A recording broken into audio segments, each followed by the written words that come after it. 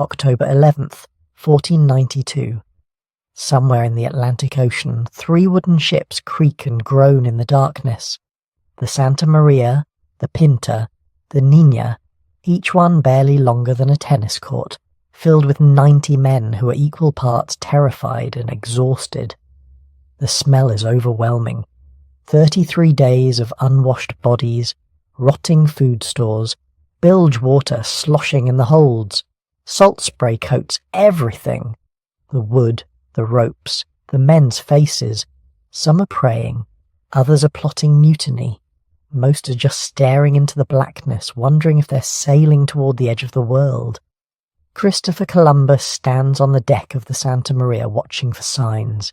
Any signs. Birds, floating debris, changes in the water.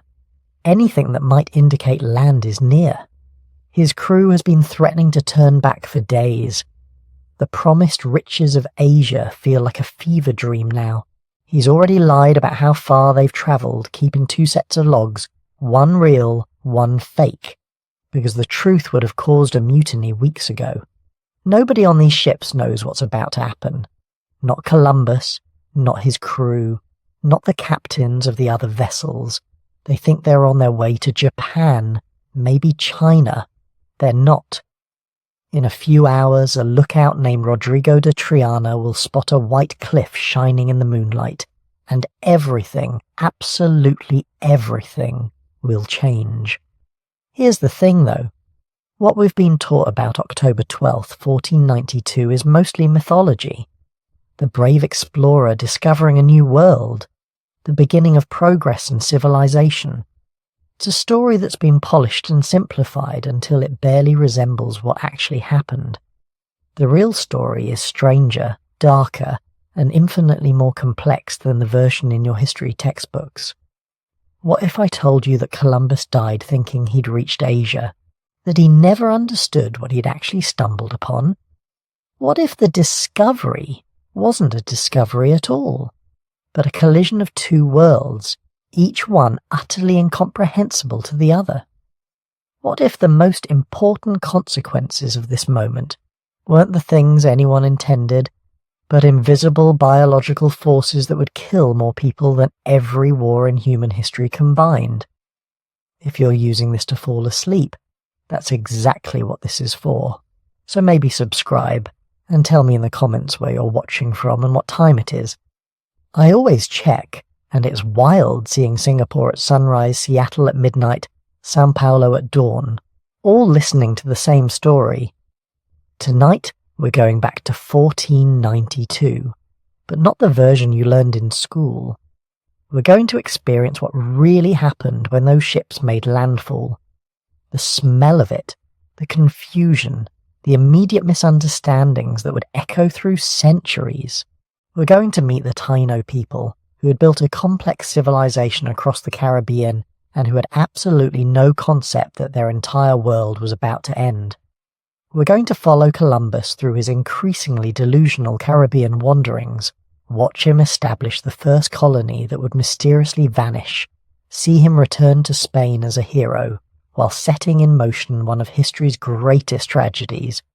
But more than that, we're going to explore the invisible revolution, the Columbian Exchange, how horses, wheat, and cattle crossed west while potatoes, tomatoes, and syphilis crossed east, how smallpox and measles, diseases the Taíno had never encountered, would accomplish what armies couldn't, how this single moment would reshape the biology of the entire planet. The night of October 11th, 1492, was the last night the world was separate. 2 hemispheres that had evolved independently for over 10,000 years, each with their own crops, animals, diseases, and destinies.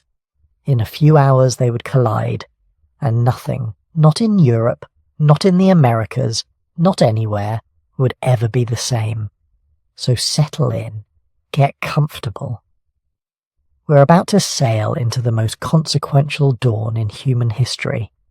Not because Columbus was a hero or a villain, though we'll explore both sides, but because this moment, this collision, set in motion forces that are still shaping your life today. Every time you eat a tomato, ride in a car, catch the flu, speak English in the Americas, or watch the sun set over a world that's been completely remade, you're living in the aftermath of October 12th, 1492.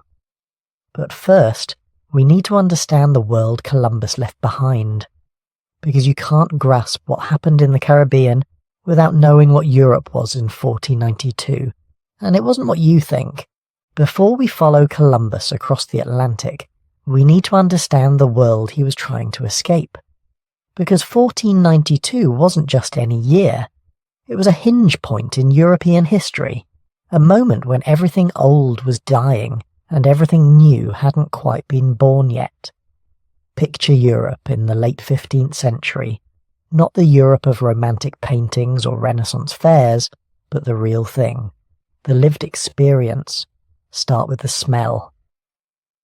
Most cities reeked of human waste, animal manure and industrial pollution from tanneries and dye works. The Black Death had killed somewhere between 1/3 and half of Europe's population just 140 years earlier. Some regions still hadn't recovered. Walk through parts of the countryside and you'd find abandoned villages, fields gone back to forest, churches with no congregations. The plague had changed everything. It had shattered the medieval economic system, killed the labour surplus that had kept peasants cheap and lords wealthy. Survivors found themselves with options their grandparents never had. Labour was scarce, wages were rising, and the old feudal order was crumbling. This created opportunity for some, terror for others. The established powers, the nobility and the church, could feel their authority slipping. They responded the way threatened powers always respond, with violence, with repression, with desperate attempts to reassert control through force. Spain in 1492 was the epicenter of this reactionary fervour. On January 2nd of that year, King Ferdinand and Queen Isabella completed the Reconquista, the centuries-long campaign to drive Muslim rulers out of the Iberian Peninsula. The last Muslim kingdom, Granada, fell after a 10-year siege. For the Spanish monarchs, this was both a triumph and a problem. They had just unified their kingdom through holy war. What do you do with a society organised around religious conflict when the conflict suddenly ends? You find a new crusade. Within months, Ferdinand and Isabella issued the Alhambra Decree, expelling all Jews who refused to convert to Christianity. Around 200,000 people were forced to flee, abandoning property, businesses, and lives their families had built over centuries. This wasn't just cruelty for its own sake, it was calculated. The monarchs were trying to create religious uniformity, to forge a Spanish identity through exclusion. They were also seizing Jewish assets to refill treasuries depleted by decades of warfare. But there was another problem. Spain had just spent enormous resources conquering Granada. The royal coffers were nearly empty, and everywhere Ferdinand and Isabella looked, other European powers were getting wealthy through trade while Spain remained relatively isolated and poor. The source of that wealth was spices, pepper, cinnamon, cloves, nutmeg. These weren't luxuries in the modern sense. They were essentials for preserving food, making medicine, and demonstrating status. A merchant who controlled spice trade routes could become richer than kings, and for centuries those routes had been dominated by Italian city-states, particularly Venice and Genoa, working in partnership with Muslim and Asian middlemen. Spices came from the East Indies, modern-day Indonesia, travelled through complex networks of traders across the Indian Ocean, up through the Middle East, and finally to European markets. Each middleman took a cut. By the time pepper reached a European table, it might cost 30 or 40 times what it sold for in its place of origin. European monarchs were obsessed with finding a way around this system. If you could establish a direct route to Asia, bypassing the middlemen, You could flood European markets with cheap spices and become fantastically wealthy. Portugal had been working on this for decades, sending expeditions down the coast of Africa, slowly mapping a route around the continent toward India. Enter Christopher Columbus. Born Cristoforo Colombo in Genoa around 1451, he was the son of a wool weaver. Not nobility, not even wealthy merchants, just skilled tradesmen trying to make a living in a competitive city. Nothing about his background suggested he would change the world. He went to sea young, probably in his early 20s, working on merchant vessels in the Mediterranean. He learned practical navigation, how to read winds and currents, how to manage crews. He also learned something more dangerous. He learned to dream big. Somewhere along the way, Columbus became obsessed with an idea. Instead of sailing east to reach Asia, what if you sailed west? The earth was round, everyone educated knew that. Ancient Greek mathematicians had proven it. The question wasn't whether you could reach Asia by sailing west, but how far you'd have to go. And here's where Columbus made his crucial error, or his crucial lie, depending on how you interpret the evidence. He convinced himself, or claimed to have convinced himself, that Asia was much closer than it actually was. He studied the work of ancient geographers, particularly Ptolemy, but he cherry-picked the estimates that supported his theory. He used the smallest proposed circumference of the Earth, and the largest proposed extent of Asia. This made the western route seem feasible. In reality, Asia was about 12,000 miles away sailing west from Europe. Columbus calculated it at around 3,000 miles. He was off by a factor of 4. Did he actually believe this? Or was he knowingly lying to potential investors? We'll never know for certain. What we do know is that he became a man possessed by this idea. Around 1484, Columbus approached King John II of Portugal with his proposal. Portugal was the obvious choice. They had the most advanced navigation knowledge in Europe, the best maps, the most experience with long-range ocean voyages. King John assembled a committee of experts to evaluate Columbus's plan. They tore it apart. The distances were wrong, they said. Asia was too far. Any expedition attempting the western route would run out of supplies long before reaching land. The experts were right, of course. If the Americas hadn't existed, Columbus and his crew would have died at sea. King John rejected the proposal. Columbus tried England next, sending his brother Bartholomew to petition King Henry VII. Another rejection, he approached France. Nothing. For nearly a decade, Columbus travelled Europe trying to convince someone, anyone, to fund his impossible voyage. Most potential sponsors thought he was either deluded or lying. But Columbus had one thing going for him: desperation, not just his own, but Europe's. The fall of Constantinople to the Ottoman Turks in 1453 had disrupted traditional trade routes even further. The Portuguese route around Africa was taking decades to develop and was far from certain. There was a tiny chance, a lottery ticket chance, that Columbus might be right, or that he might discover something unexpected along the way. Ferdinand and Isabella initially rejected him too.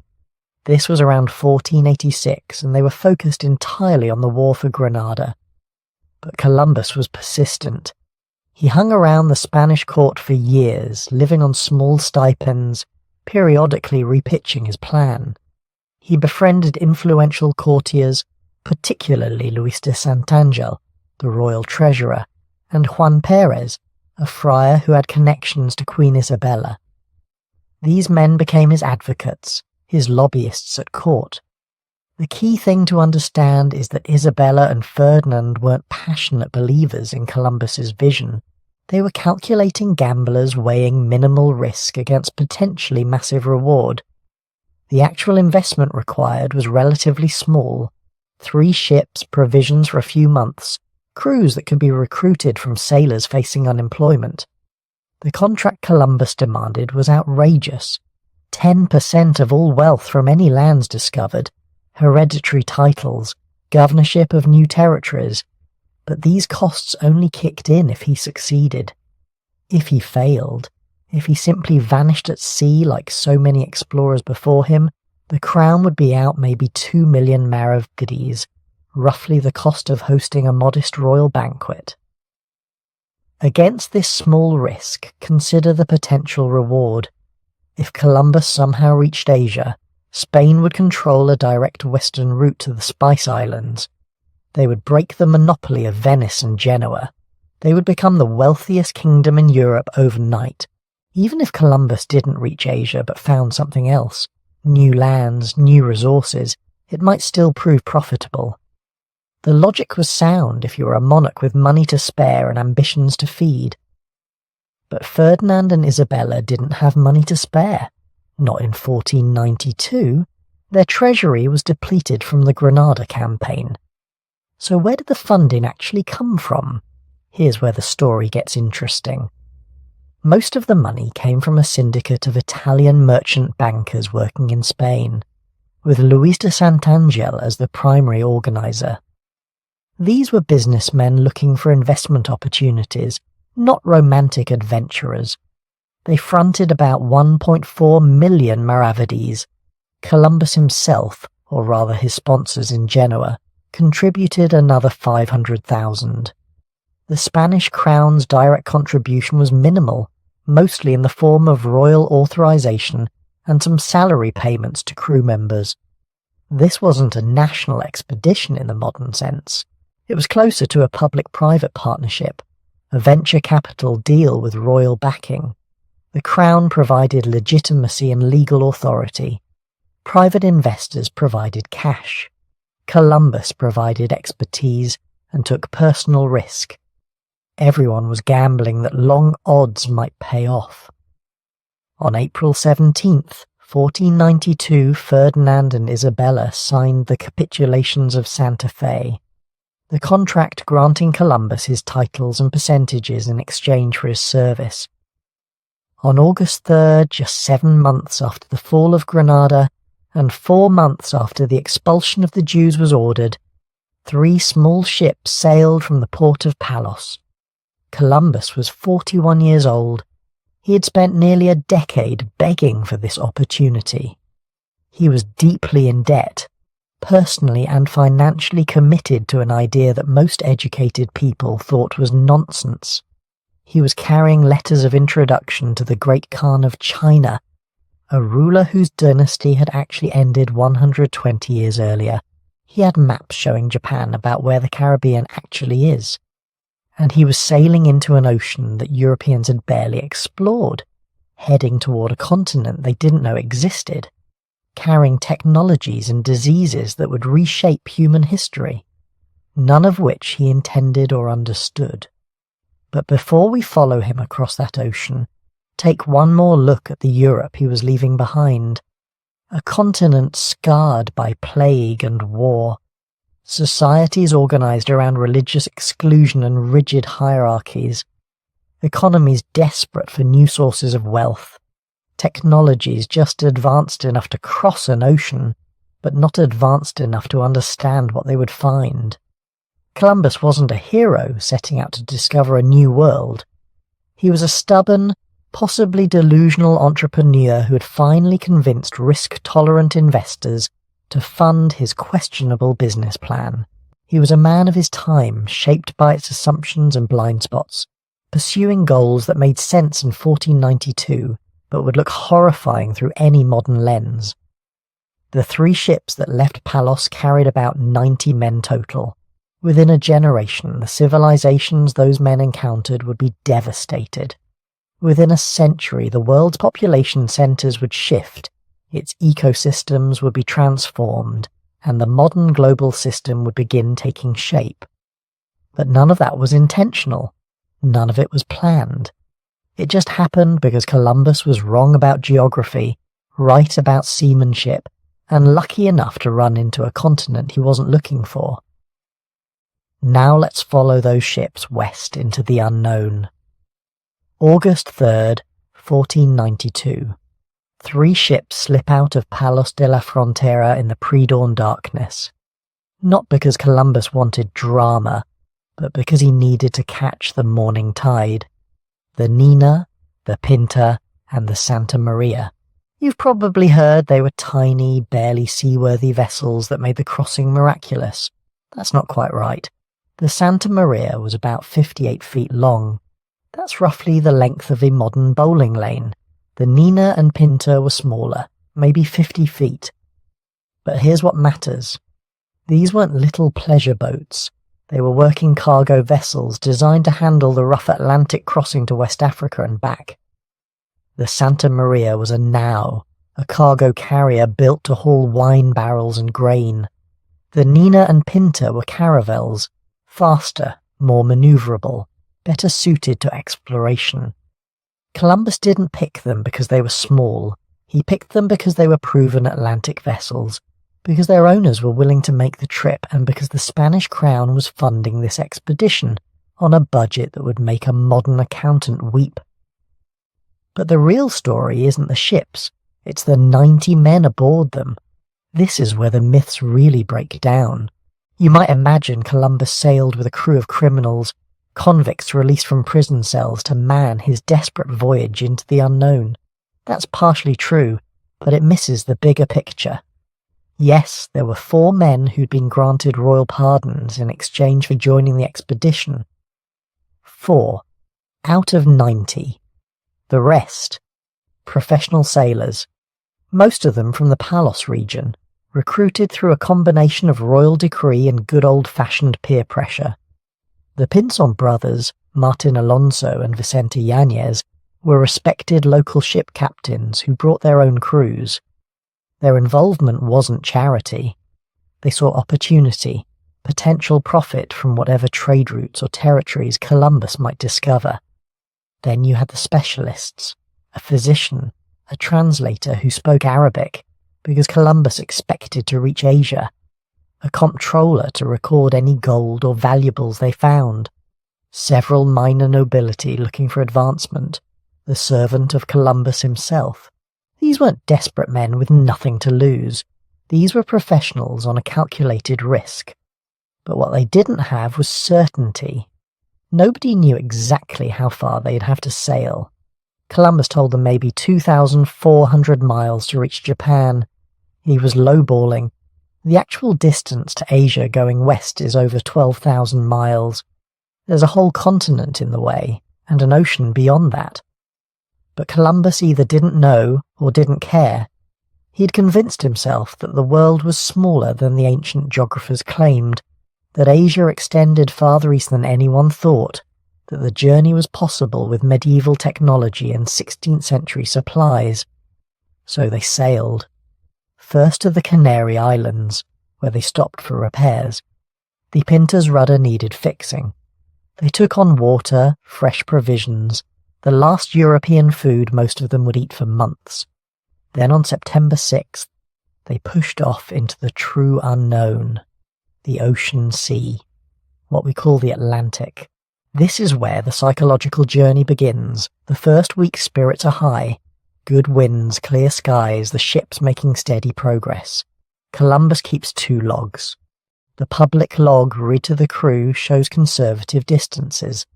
The private log, his real calculations, shows the true mileage. Why the deception? He's managing fear. If the crew knows exactly how far they're sailing from any known land, they might panic, might demand to turn back before the point of no return. By the second week, the novelty is wearing off. They're in open ocean, no land visible in any direction, just endless blue water and sky. The ships are small enough that every man can feel the Atlantic swells, the constant motion that never stops, not even when you're trying to sleep on a wooden deck or in a cramped below-deck space that smells like bilge water, sweat, and salt. They see things. Floating seaweed that seems to go on forever. This is the Sargasso Sea, a vast region of the Atlantic where currents create an enormous gyre of floating vegetation. To sailors in 1492 it looks wrong, unnatural, like the ocean is turning into land, like they're about to run aground thousands of miles from shore. The seaweed wraps around the rudders, slows their progress, creates a sense that the ocean itself is trying to stop them. Some of the men become convinced they'll never make it home. The winds that have been pushing them west, perfect sailing winds that Columbus takes as divine favour, those same winds mean they'll never be able to sail back east. They'll reach Asia, if they reach anything at all, and they'll be stranded there forever, too far to return. Columbus tries to reassure them. The winds will change, he says. They always do. Trust him. Trust God. Keep sailing. By late September, there are whispers of mutiny. Not organised rebellion, just the low murmur of men who are starting to calculate their odds. They've been sailing for 3 weeks. The distances Columbus recorded in the public log, the ones the crew believes, add up to roughly the distance he'd promised to Japan. So where is it? Where's the land? The trade winds are still pushing them west, but provisions are starting to matter. Water is rationed. The food is ship's biscuit and salt meat, monotonous and barely adequate.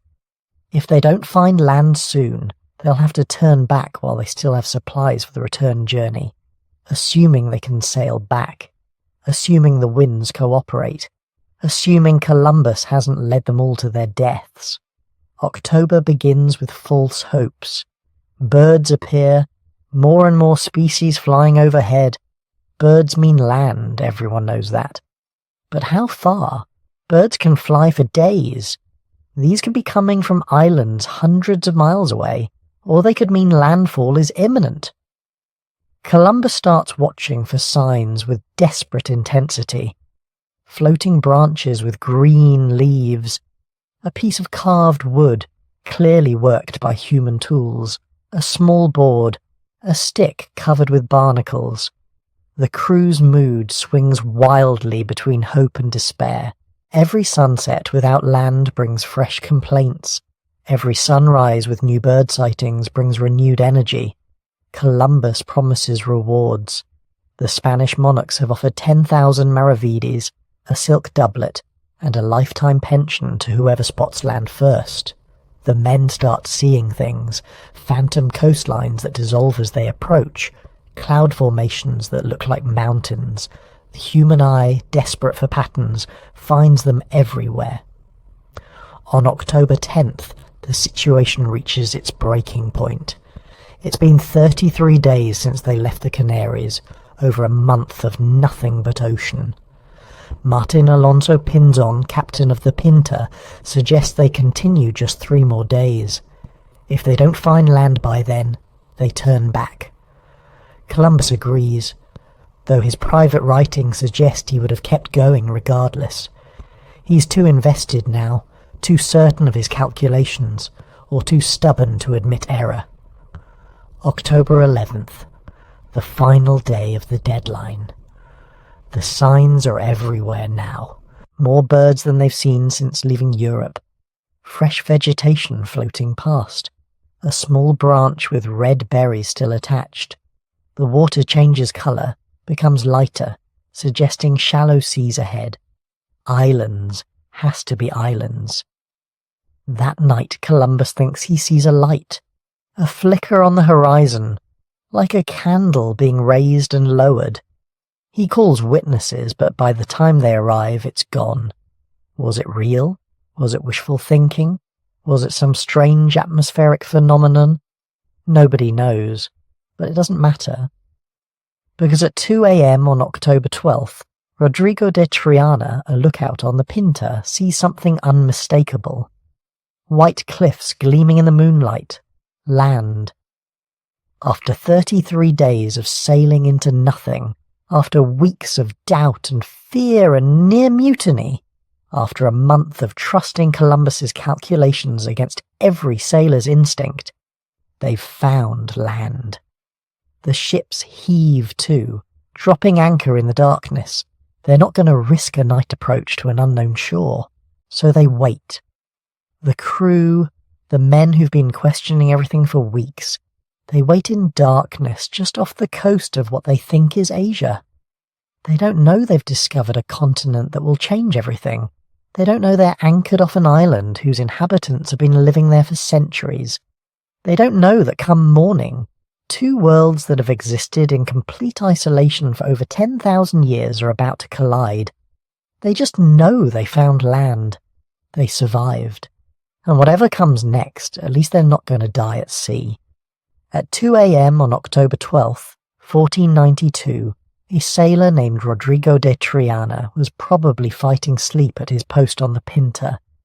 He'd been staring at darkness for 33 days, watching endless ocean, seeing nothing but waves and more waves. Then something changed. A shadow against the stars. A darkness darker than the water. He'd seen false landfalls before, clouds on the horizon that looked like mountains, tricks of moonlight on waves. But this was different. This was solid, real, land. He screamed, "Tierra! Tierra! Land! Land!" The cry echoed across the water between the ships. Within minutes, every sailor in the fleet was awake, straining their eyes toward the western horizon.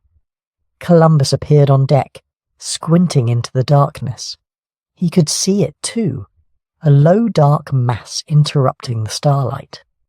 After 33 days, after years of planning, after a lifetime of obsession, he had found land. But here's where the story gets complicated. Columbus had promised a reward, 10,000 maravedis a year for life, to whoever spotted land first. That reward should have gone to Rodrigo de Triana. He saw it first. He called it out. Everyone aboard witnessed it. But Columbus claimed that actually, he had seen a light, a faint flickering on the horizon hours earlier around 10 p.m. A light that no one else had apparently noticed. A light that he hadn't bothered mentioning at the time. A light that was almost certainly invented after the fact because Columbus wanted that reward for himself. He got it. The sailor who actually spotted land got nothing. This wasn't just petty theft. It was the first of many acts of casual cruelty that would define Columbus's time in the Americas. The pattern was established before his feet even touched shore. Take credit, take rewards, take whatever you want because you have the power to do it. But for now, in those dark hours before dawn, none of that mattered. The fleet hove to, waiting for daylight. No one was crazy enough to attempt a landing on an unknown shore in complete darkness. So they waited, bobbing on the swells, watching the dark mass slowly take shape as the eastern sky began to lighten. Columbus must have been unable to sleep. He had imagined this moment for years. In his mind, he was about to set foot in Asia, maybe Japan, maybe China. Definitely somewhere fabulously wealthy, where the people wore silk and traded in spices and gold. He was about to become the most famous man in Europe. History was about to remember his name forever. He was right about that last part at least. As dawn broke, the island revealed itself. White beaches glowing in the early light, palm trees swaying in the breeze, green forest rising inland, clear turquoise water so transparent you could see fish swimming in schools beneath the surface. It looked, Columbus would later write, like paradise, beautiful, lush, welcoming. Nothing like the storm-racked Atlantic they'd been crossing for over a month. Nothing like the crowded, dirty, plague-ridden cities of Europe. This was something new, something that didn't fit any category they had words for, but they weren't alone. From the forest, hundreds of eyes watched them. The Taíno people of the island they called Guanahani had seen the ships approaching the day before. 3 massive vessels, bigger than anything they'd ever seen, with huge white sails that caught the wind like wings. All night they'd debated. What were these things? Who was aboard? Were they gods, spirits, enemies, traders? The ships looked like no watercraft the Taíno had ever encountered.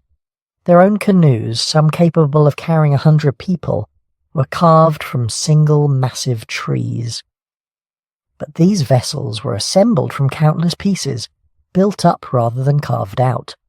The technology was completely alien, and now, as the sun rose, boats were being lowered from the ships.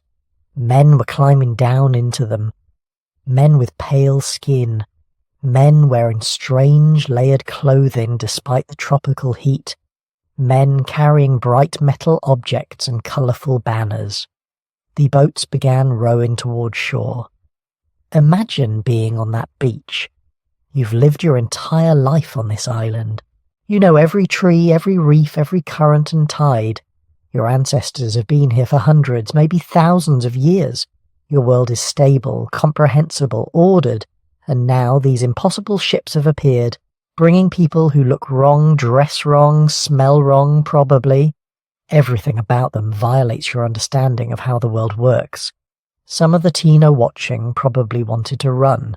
Others wanted to attack and drive these strangers back into the sea before they could bring trouble. But the leaders, the caciques who made decisions for the community, they held back. These strangers might be dangerous, yes, but they might also be valuable. They might bring new goods, new knowledge, new alliances. Better to wait. Watch. See what they wanted. Columbus stepped into the surf around mid-morning. He was wearing his best clothes, armour polished, the royal standard of Ferdinand and Isabella clutched in his hands. Behind him came his captains, carrying banners with green crosses and the initials of the Spanish monarchs. They were performing a ritual, a very specific legal ceremony that Columbus had been instructed to carry out. They splashed through the warm Caribbean water, climbed onto the beach, and stuck their flags in the sand. Then Columbus began reading, out loud in Spanish, to an audience that couldn't understand a single word. He proclaimed that this island and all its people now belonged to the Spanish crown. By the authority of the Pope and the Spanish monarchs, by right of discovery and Christian dominion, this land was now Spanish territory.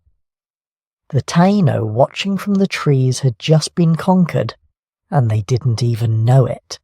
The ceremony of possession was a legal fiction, a paperwork exercise that Europeans used to justify their land grabs. The logic went like this. If a Christian nation discovered a land inhabited by non-Christians, they could claim it simply by performing this ritual. Plant a flag, read a proclamation, and suddenly you owned everything in sight. The people already living there? Their opinions didn't matter. Their prior occupation didn't count. In European legal theory, only Christians could truly own land. Everyone else was just using it temporarily until proper Christian owners showed up. It was insane, of course. Imagine if it worked in reverse. Imagine if a Taíno canoe had somehow crossed the Atlantic, landed in Spain, and declared that Seville now belonged to the cacique of Guanahani, because they planted a stick in the ground and said some words in Arawak. The Spanish would have laughed, then probably killed them. But somehow, when Europeans did it in the Americas, they convinced themselves it was legitimate. After the ceremony, things got weird fast. The Taíno cautiously began emerging from the forest. These were people who valued hospitality, who had cultural traditions of welcoming strangers, sharing food, offering gifts. They approached the Spanish slowly, hands probably open to show they weren't carrying weapons. They brought parrots, balls of cotton thread, small carved objects, peace offerings, or maybe just curious attempts to start a trade relationship. Columbus and his men responded by pulling out glass beads, cheap glass beads, the kind you could buy by the barrel in any European port. Red ones mostly, and little hawk bells, tiny brass bells that made a tinkling sound. They offered these trinkets to the Taíno in exchange for whatever the islanders were willing to give, and the Taíno were delighted. Glass was exotic to them, a material they couldn't manufacture. The beads were beautiful, colourful, perfectly shaped. The bells made fascinating sounds. This seemed like a great trade.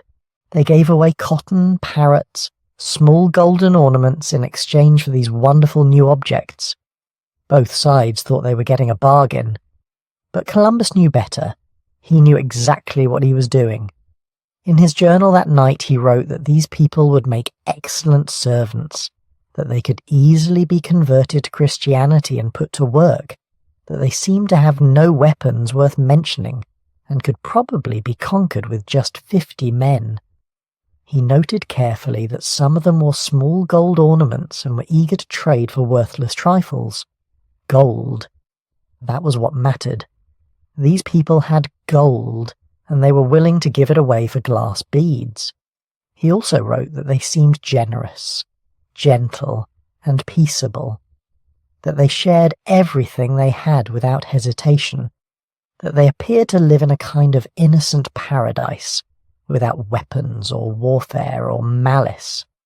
You can almost hear him calculating. These traits that made the Taíno good people, generous people, also made them perfect victims. Their openness was a weakness. Their hospitality was an opportunity. Their lack of iron weapons and their apparent unfamiliarity with organized warfare meant they could be exploited with minimal risk. What Columbus didn't write, but what we can infer from later accounts, is that first contact probably felt profoundly unsettling to both groups. The Spanish must have been disturbed by how different everything was. The Taíno nakedness, their inability to understand any European language, the simple technology they used, all of it challenged European assumptions about civilization.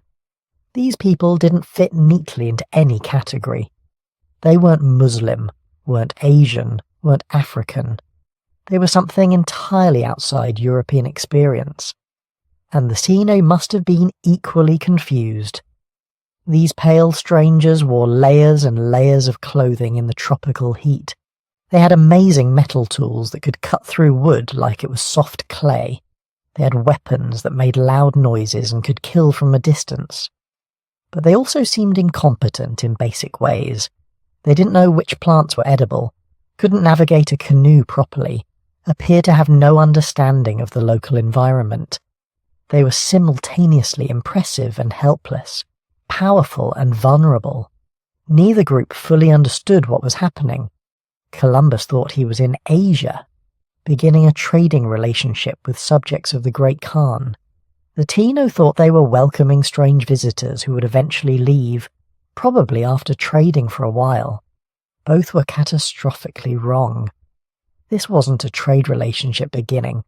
This was a collision between worlds, the first moment of a conquest that would destroy the Taíno people within 2 generations and transform the Americas forever. But on that October morning, with the sun warming the beach and trade goods changing hands, and everyone smiling despite understanding nothing the other side said, it probably felt peaceful, hopeful even. 2 peoples meeting for the first time, curious about each other, eager to see what might come next. The violence and exploitation would come later. For now, there were just parrots and glass beads, and nobody yet understood what they'd started. But before we follow Columbus further into this story, we need to understand what was actually there. Not the fantasy islands he imagined, not the outskirts of Asia he believed he'd found, but the real place, the real people, the civilization that had been building itself for over 1,000 years before 3 Spanish ships appeared on the horizon. The Caribbean islands weren't empty. They weren't primitive. They were home to somewhere between 1 and 3 million people, depending on which estimates you trust. The Taíno, as they called themselves, meaning good or noble people. And they had created something remarkable across these scattered islands. Not a single unified empire like the Aztecs or Inca, but something more subtle. A network of chiefdoms connected by kinship, trade, and shared culture that stretched from Cuba to Puerto Rico, from Hispaniola to the smaller islands of the Lesser Antilles. Think about what that meant. These weren't isolated tribes living on individual islands with no contact. The Taíno were master seafarers. They built canoes, some large enough to hold 50 people, carved from single massive tree trunks, saber trees, cotton trees, which they considered sacred, the dwelling places of ancestral spirits. They would hollow these giants using controlled fire and stone tools, a process that could take months. The result was ocean-going vessels capable of travelling hundreds of miles between islands, and they did travel, constantly. Archaeological evidence shows trade goods moving across enormous distances. Special types of stone for making tools, only found on certain islands, showing up hundreds of miles away. Shell ornaments crafted in one location appearing in graves on distant islands. Pottery styles spreading and evolving as groups shared techniques and designs. This wasn't random drift. This was systematic exchange, networks of kinship and obligation that kept the islands connected. When you were born Taíno, you weren't just part of a village. You were part of a lineage that probably had relatives on half a dozen islands. Marriage alliances connected chiefs across vast stretches of water. If your island got hit by a hurricane and destroyed your crops, you had cousins 3 islands away who would help you survive until the next planting season. It was a meta-population structure, just like those ancient humans during the bottleneck, except the Taíno had done it deliberately. They'd engineered a civilization that could survive Caribbean storms, droughts, and disasters by spreading their people across the water. Their daily life was sophisticated in ways Columbus never recognized. He saw them as simple, because they didn't wear much clothing in the tropical heat and didn't have metal tools. But simplicity isn't the same as primitive. The Taíno had developed what anthropologists call intensive horticulture, a system that could feed large populations without the environmental destruction of European-style agriculture. Their main crop was cassava, also called yucca, a starchy root that could grow in poor soil and withstand drought better than most grains. But cassava is naturally toxic. It contains cyanide compounds that will make you sick or kill you if you don't process it correctly. The Taíno had figured out complex preparation techniques. They would grate the root, squeeze out the poisonous juice using woven strainers called sebicans, then dry the remaining flour and bake it into bread. This bread, called casabe, could last for months without spoiling.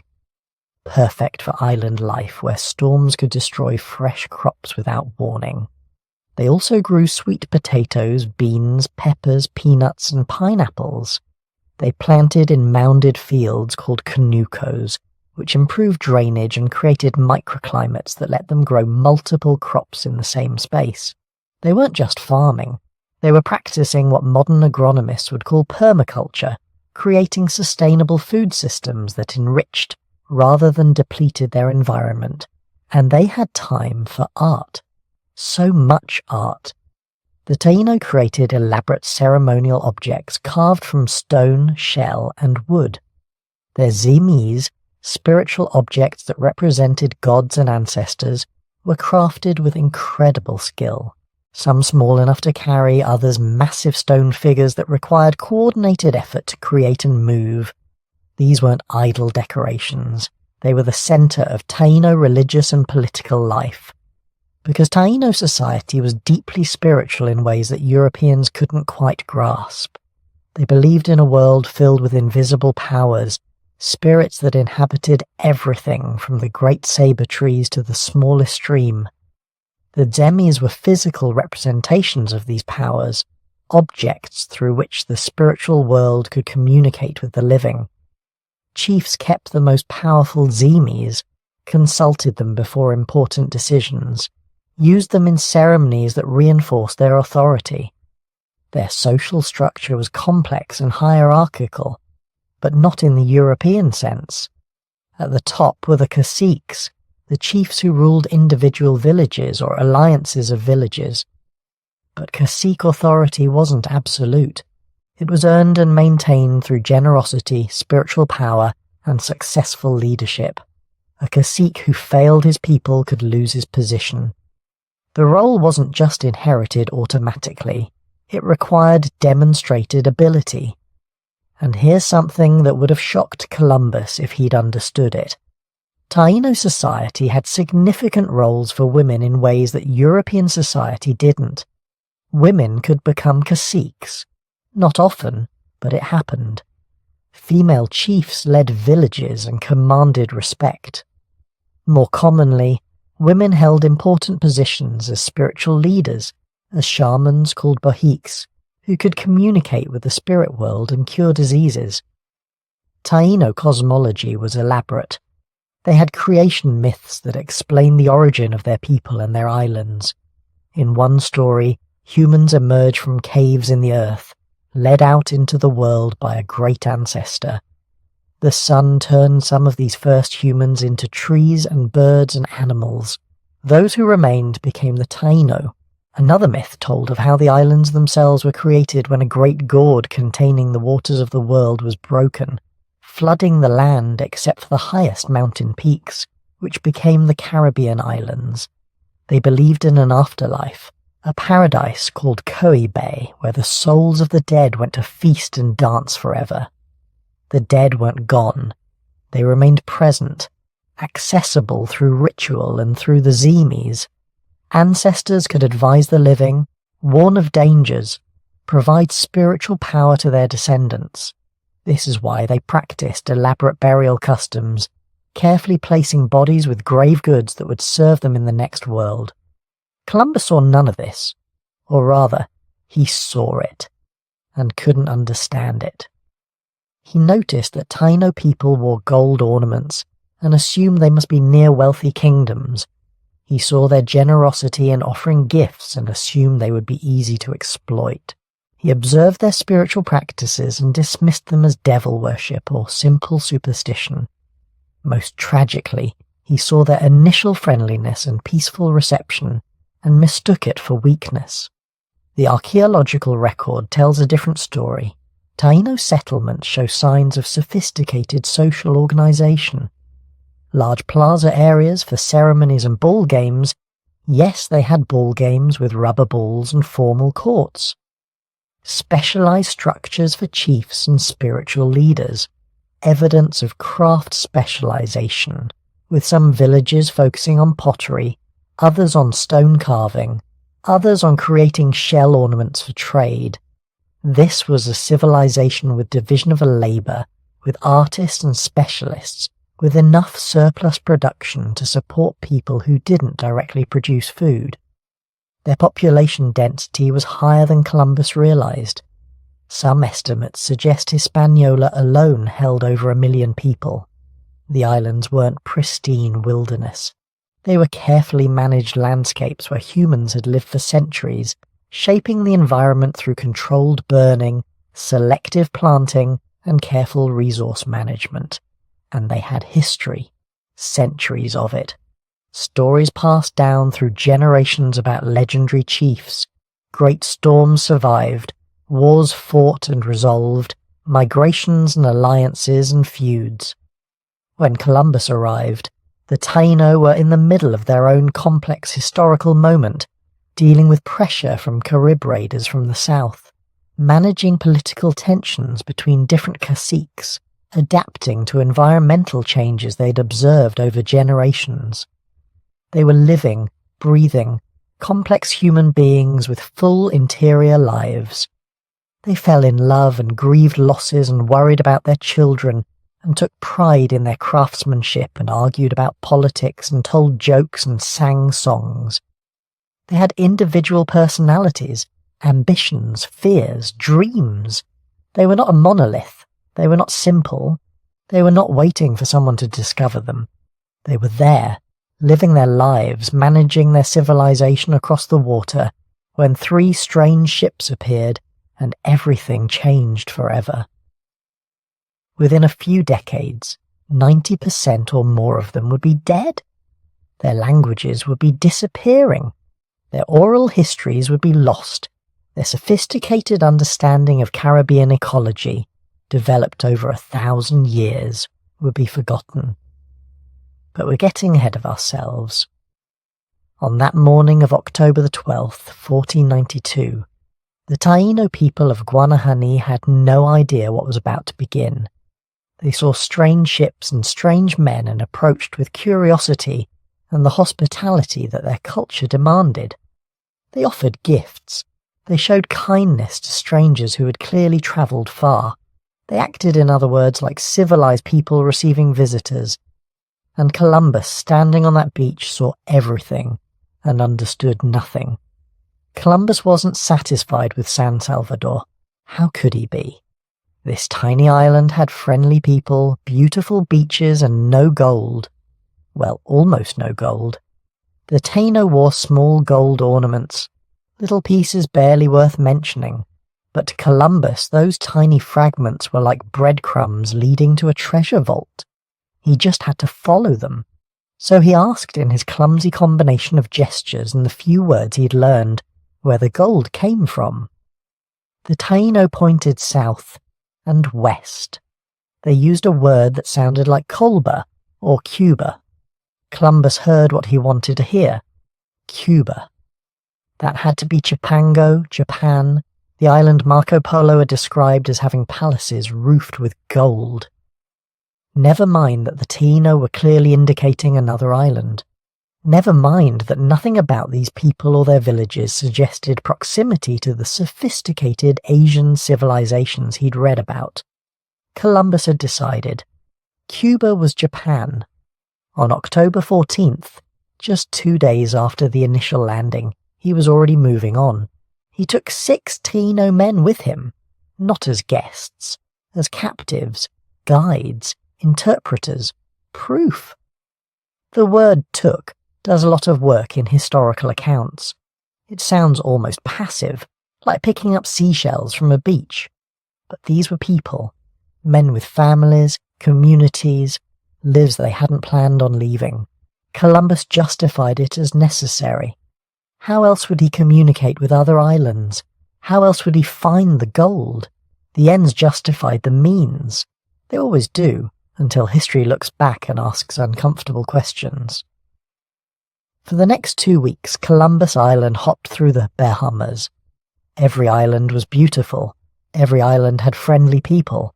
Every island had no gold, or at least not enough gold. He named them as he went. Santa Maria de la Concepcion, Fernandina, Isabella. Names that meant something to him and his crew, nothing to the people who'd lived there for centuries. It's remarkable how quickly he fell into the pattern that would define European colonization for the next 400 years. Arrive, claim, rename, move on. The Taíno guides kept pointing westward. Bigger islands, they seemed to say. More people. Perhaps understanding that Columbus was obsessed with the yellow metal, perhaps hoping he'd leave their home islands alone, they indicated that yes, to the west there was gold. Whether they were telling the truth, telling him what he wanted to hear, or simply trying to send him somewhere anywhere else, we'll never know. On October 28th, Columbus reached Cuba. And here's where his delusions started hardening into something more troubling. Cuba wasn't a small island. As he sailed along its northern coast day after day, the land kept extending to the horizon. This wasn't the modest islands he'd been hopping between. This was big. Big enough to be a continent. Big enough to be Asia. Columbus convinced himself, absolutely convinced himself, that this was the mainland of China. Not an island in a previously unknown archipelago. Not a new world. The mainland of Asia. Exactly where he had planned to arrive. He sent scouts inland looking for cities, for the Khan's representatives, for evidence of the sophisticated Asian civilization that must surely be just beyond the next valley. They found Taíno villages, tobacco farms, people living in organized communities but nothing remotely resembling Chinese cities. The scouts came back with reports of a large village, maybe 50 houses, where people grew cotton and strange plants they dried and smoked. The locals had been friendly, even awed by the Europeans. But there were no gold temples, no silk-robed officials, no evidence whatsoever that they were anywhere near China. Columbus wrote it all down anyway, describing Cuba as part of the Asian mainland with such conviction you'd think he'd seen Beijing himself. This wasn't just optimism. This was a man who needed reality to conform to his promises. He'd told Ferdinand and Isabella he could reach Asia by sailing west. Therefore, this had to be Asia. The alternative was that he'd made the most expensive navigational error in history. For 6 weeks he explored Cuba's northern coast, sailing into harbours, meeting local populations, always searching for the gold that would justify his voyage.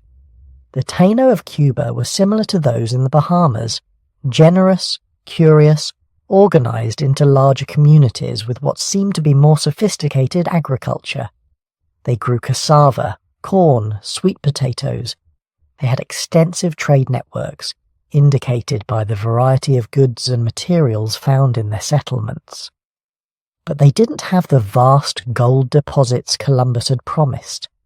His journals from this period show a man trying to reconcile two incompatible realities. He described the land as extraordinarily beautiful, the climate as perfect, the harbours as excellent. All true. But then he'd write about how this must be the land Marco Polo described, how the Khan cities must be just inland, how the gold mines were surely nearby. He was describing two different places simultaneously, the place that existed and the place he needed to exist.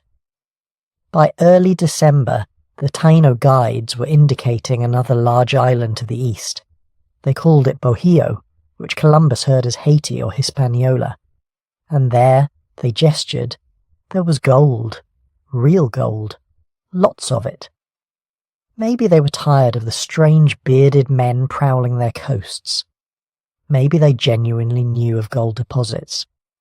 Maybe they were just telling the increasingly frustrated admiral what he clearly wanted to hear. Columbus sailed east, and on December 6th, 1492, he reached the island that would become the centre of Spanish colonization in the Americas. Hispaniola was different from the start, larger than Cuba, with more varied terrain, mountains visible from the coast, and the Taíno here did have more gold. Not mountains of it, not palaces roofed with it, but visible amounts. People wearing gold jewellery, gold dust in streams, small mines where they extracted the metal. Columbus's mood transformed. Here, finally, was evidence he could take home. Evidence that these islands had resources worth exploiting. He wrote with renewed enthusiasm about the rivers that must surely contain gold, the mountains that certainly hide gold mines, the people who undoubtedly know where much more gold can be found. His certainty had returned, but it was based less on evidence than on necessity. The relationship with the Taíno of Hispaniola started like the others. Friendly exchanges, gifts traded, mutual curiosity. But there was an edge now. Columbus was asking more insistently about gold. His men were ranging farther inland without permission. The guides they'd taken from other islands couldn't go home, and Columbus was writing in his journal about how easy it would be to conquer these people, how a small force could subjugate the entire island. The delusion was complete now.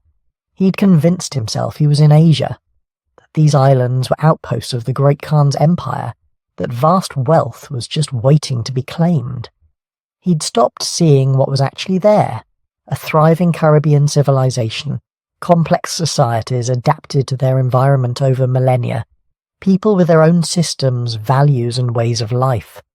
Instead, he saw resources, opportunities, souls to be converted and labour to be exploited. His men were getting restless too. Months at sea, promises of gold finding only small amounts. Some were sick, all were tired. The adventure was wearing thin, becoming work, becoming something more ominous. They'd crossed the ocean to get rich, and so far the biggest achievement was not dying and planting flags on islands that didn't need their flags. Then, on Christmas Eve, 1492, exhausted from weeks of exploration along Hispaniola's northern coast, Columbus did something uncharacteristic. He went to sleep, leaving a cabin boy at the helm of the Santa Maria, the flagship, the largest vessel in his fleet, left in the hands of an inexperienced boy while the crew slept. Professional sailors didn't do this, but Columbus was tired, stressed, living in the gap between what he'd promised and what he'd found. What happened next would change everything, though nobody knew it yet. The Santa Maria, drifting in calm waters, ran aground on a coral reef. On Christmas morning, 1492, Columbus woke up to disaster, and like everything else on this voyage, he'd find a way to see it as providence. Picture the scene. It's Christmas morning, 1492, but there are no churches here, no bells, no snow, just warm air, thick with the smell of salt and wet timber, and the sound of waves hitting a sandbar they shouldn't have hit.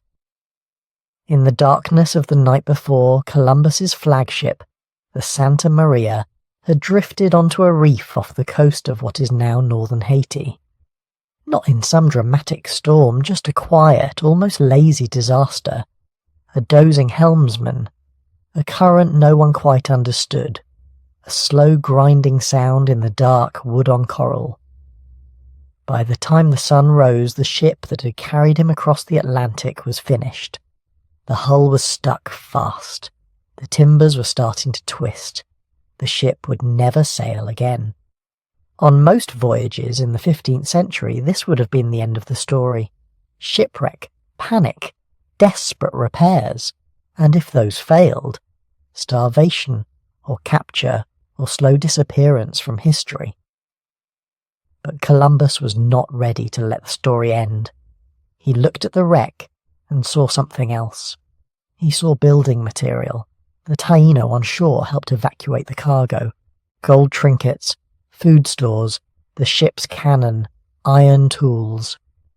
They paddled back and forth in canoes as the Spanish crew hauled out beams and planks, cutting and prying them away from the dying ship. What had been a symbol of European power was suddenly just a pile of wood to be repurposed. From that wreckage, Columbus and his men began to build something new, a fort, a foothold, the first European settlement in the Americas. They called it La Navidad, the Nativity, the birth. It wasn't a city, not even a town. Think smaller, a palisade of wooden stakes, a few rough buildings with plank walls and thatched roofs, storage for barrels of food and trade goods, a place to keep gunpowder dry, maybe a crude watchtower, more symbolic than effective. Surrounded not by empty wilderness but by Taíno villages, fields of cassava and well-tended gardens.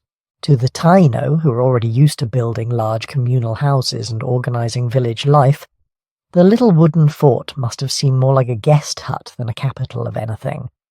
But to Columbus this was enormous. A European outpost on the far side of the ocean, proof he could present to his monarchs, a claim hammered into the coastline with Spanish nails and Catholic names. The Santa Maria couldn't sail home, but the Niña could, and the Pinta, after going missing for weeks, had finally rejoined the expedition. Not everyone could fit on the return voyage. Space was limited. Political calculations were not. So Columbus made a decision. He would leave some of his men behind. We know the number 39, almost always given with that quiet, ominous precision. Not 40, not about 3 dozen.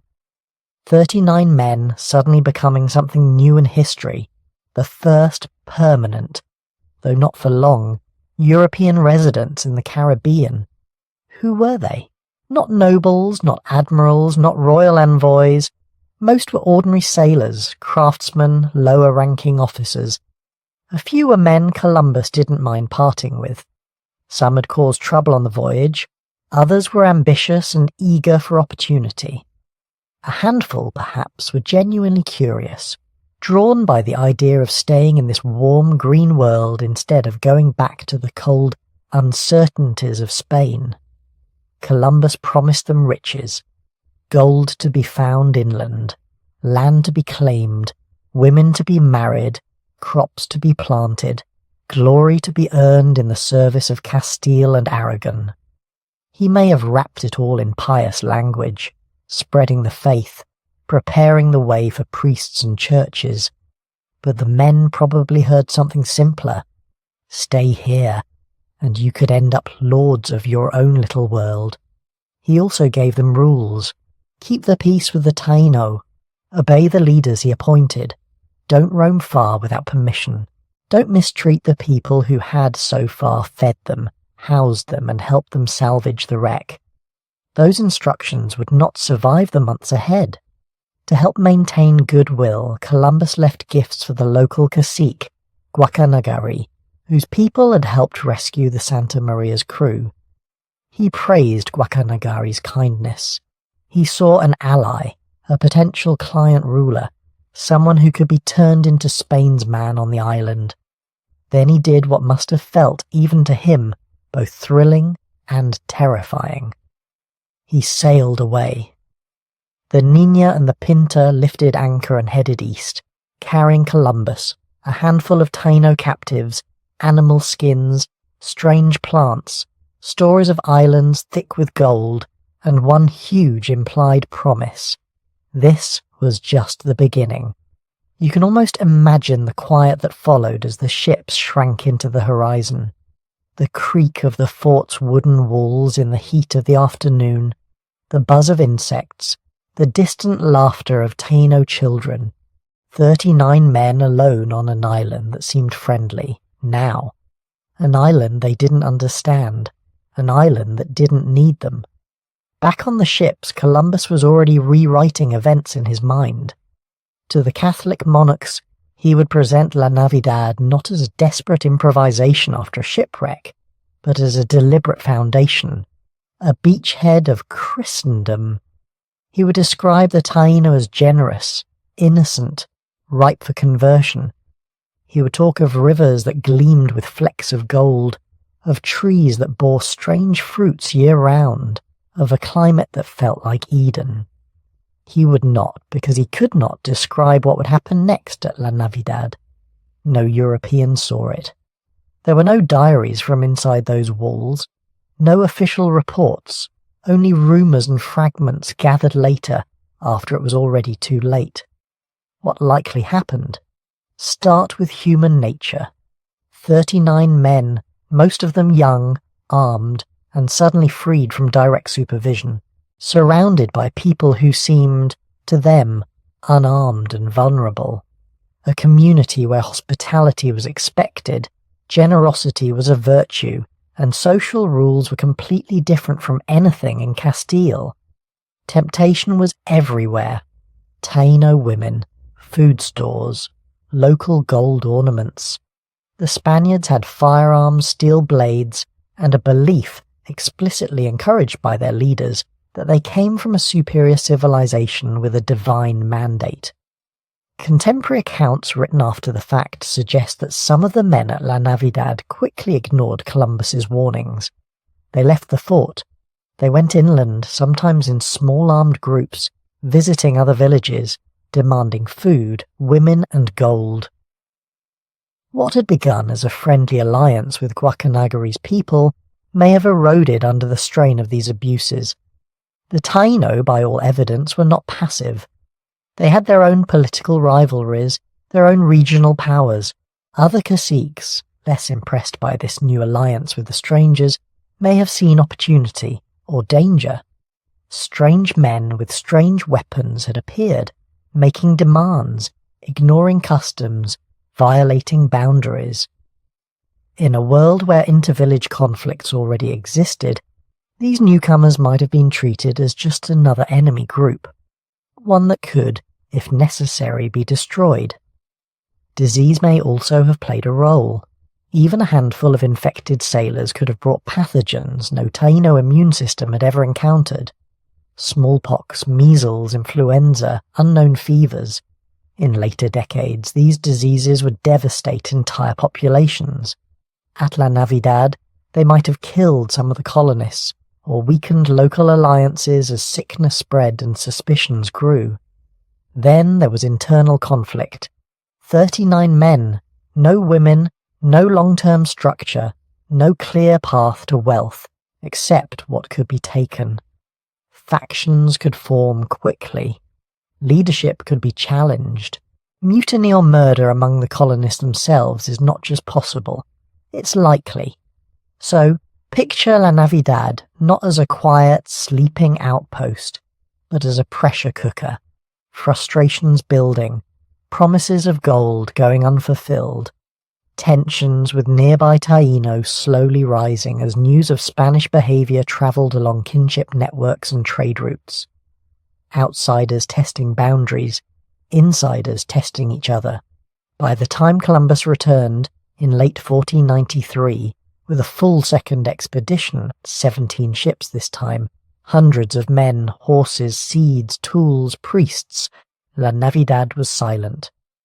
The fort was in ruins, charred wood, scattered belongings, no 39 men stepping out to salute their admiral. No triumphant stories of gold discovered and alliances sealed, just absence. Guacanagari told Columbus that another Taíno leader had attacked the fort, that his own people had been unable to save the Spaniards, that all the colonists were dead. He even showed wounds, scars that may have been real or theatrically emphasized. Was he telling the truth, or a version of it that protected his own position? Were the Spaniards killed in a single decisive attack, or hunted down in small groups as they wandered too far? Did some die of disease before any battle? Did they turn on each other? We don't know. We have Columbus's suspicions coloured by anger and disappointment. We have later Spanish reports trying to make sense of a failure no one wanted to admit. And we have the ground itself. For decades, archaeologists have searched the northern coast of Haiti for La Navidad. They found sites with Spanish artifacts, nails, beads, ceramic fragments, crossbow bolts, early 16th century objects. They've traced shorelines that have shifted, rivers that have changed course, villages that rose and fell. Some evidence points to a likely area, possibly near the modern town of Caracol, but an unequivocal, universally accepted this is it moment has remained elusive. Part of the mystery is erosion. Coastlines move, storms tear away evidence, wooden palisades rot. A small, hastily constructed fort standing for less than a year doesn't leave the kind of monumental footprint archaeologists dream of. What does remain is scattered, mingled with Taíno material, blurred by centuries of later activity. So La Navidad lives in a strange space between presence and absence. We know it existed. We know roughly when it was built and when it vanished. We can outline the likely forces at work: greed, misunderstanding, disease, conflict, isolation. But we cannot reconstruct the final days with complete certainty. Was it primarily a Taíno uprising against abuse? An outbreak of disease that left the Spaniards too weak to defend themselves? A collapse from within, ending in a vulnerable, fractured group easily overrun? The best answer is probably some combination of all three. What we can say is this. The first European colony in the Americas did not fall because the environment was too harsh, or because the land was empty and unforgiving. It fell in a place where people were already thriving. It fell in the middle of a living, complex society that reacted in its own ways to the sudden arrival of armed strangers. La Navidad was supposed to be a birth, a beginning. In a sense it was. Its failure shaped everything that followed. When Columbus founded his next settlement, Isabella, he approached it differently. More men, more fortifications, more direct control, far more violence. The lonely little fort built from the bones of the Santa Maria had burned, and with it, one possible path of encounter between two worlds. What rose from its ashes would be something much darker. For now, let the ruined palisade fade in your mind. The charred posts collapsing back into the earth, the last echoes of shouted arguments and distant drums dissolving into the breath of the night sea. The ships are coming back, and this time they're not leaving. The ocean on the way home was not the same ocean they had crossed in September. On the westward journey, the Atlantic had been strangely gentle, almost suspiciously calm. On the way back, it seemed to remember what it was. The winds howled. The waves rose like dark walls.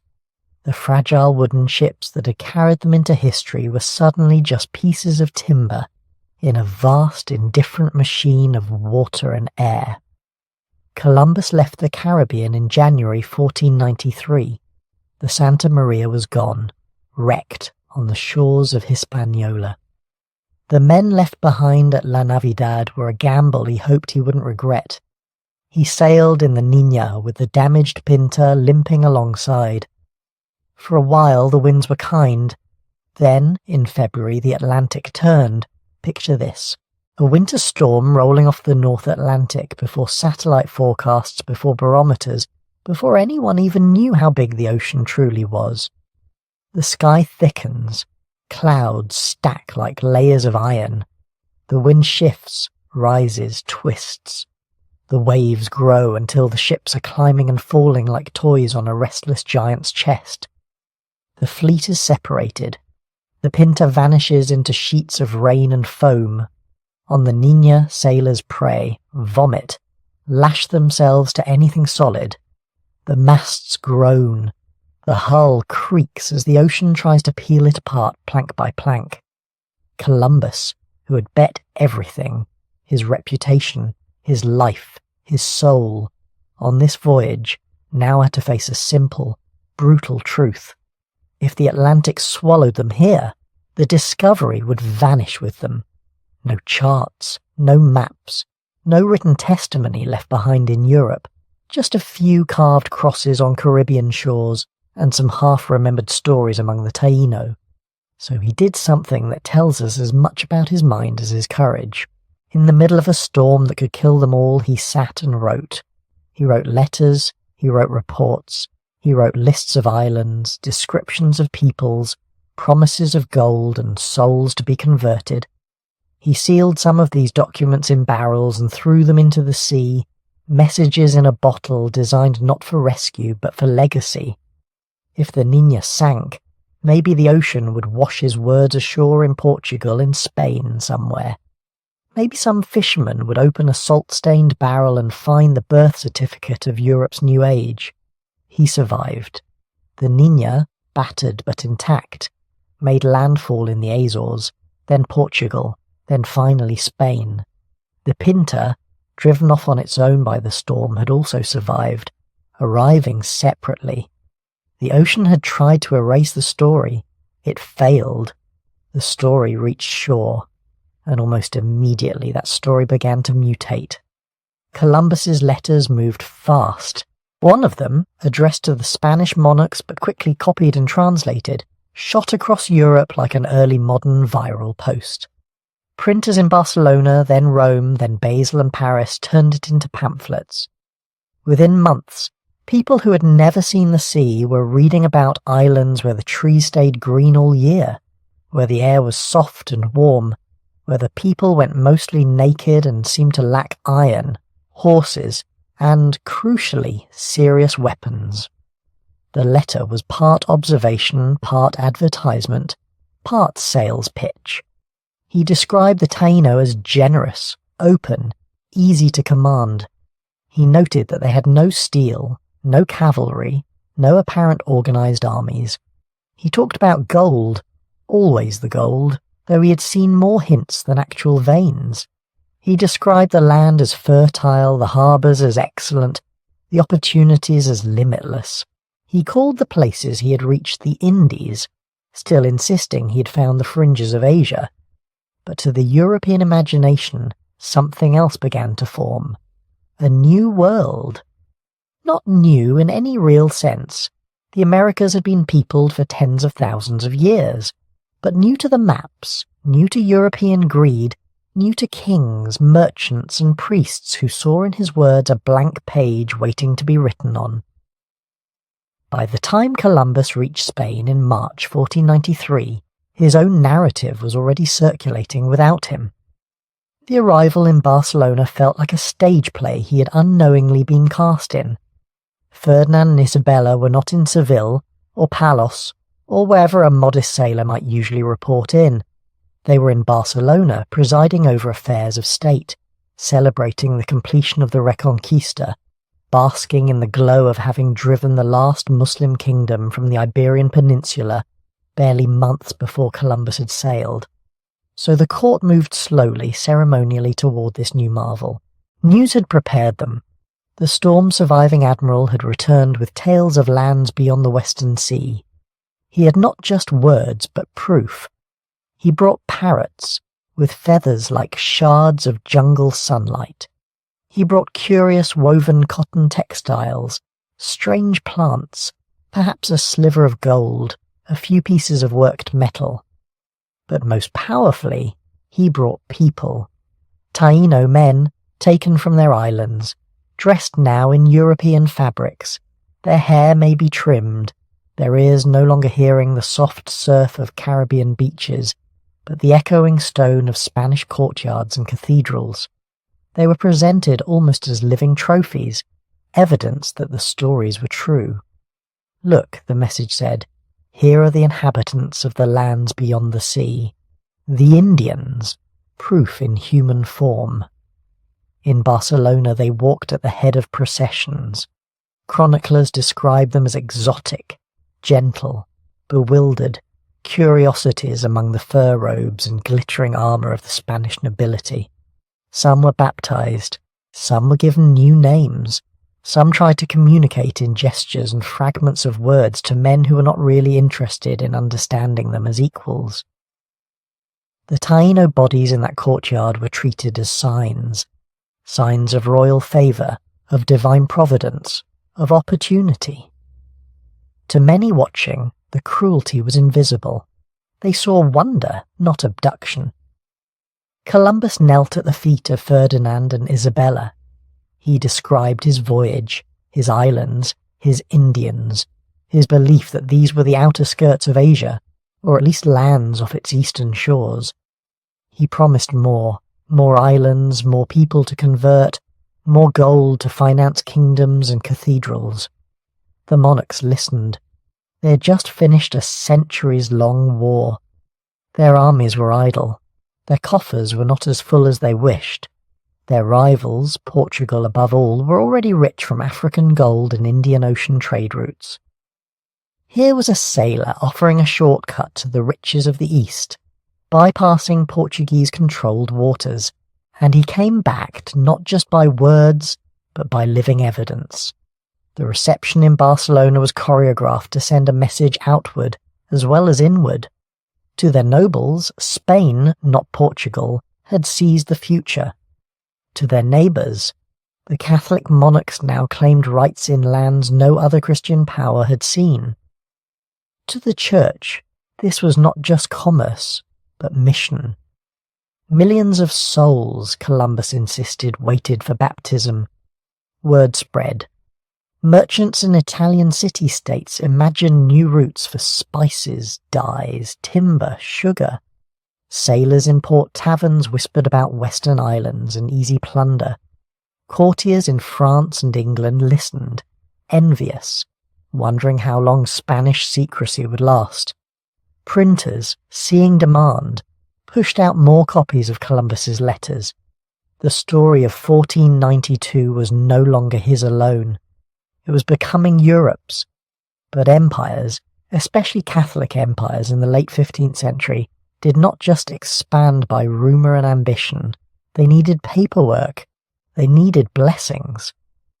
So Rome was drawn into the story almost immediately. Pope Alexander VI, Rodrigo Borgia, a man whose name still carries the scent of Renaissance intrigue, issued a series of papal bulls in 1493. These bulls, like lines drawn with ink on a globe no one had really mapped yet, granted Spain sweeping rights over lands west of a certain meridian, on the condition that they convert the peoples they encountered. The logic was simple, if deeply distorted. All non-Christian lands were, in theory, available to whichever Christian monarch discovered and claimed them, as long as they brought the church along. The bulls tried to settle a growing tension. Portugal had long-standing papal support for its African and Eastern ventures. Spain now demanded recognition of its Western ones, imaginary lines but with very real consequences. The Portuguese were not satisfied. They negotiated.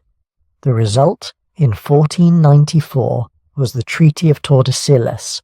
Representatives of Spain and Portugal sat down and, with maps that were mostly guesswork, divided the non-European world between them. A line was drawn, roughly 370 leagues west of the Cape Verde Islands. Lands to the west would fall under Spanish influence. Lands to the east would belong to Portugal. They were slicing up continents they had barely glimpsed. They did not know a vast continent lay between the Caribbean and Asia.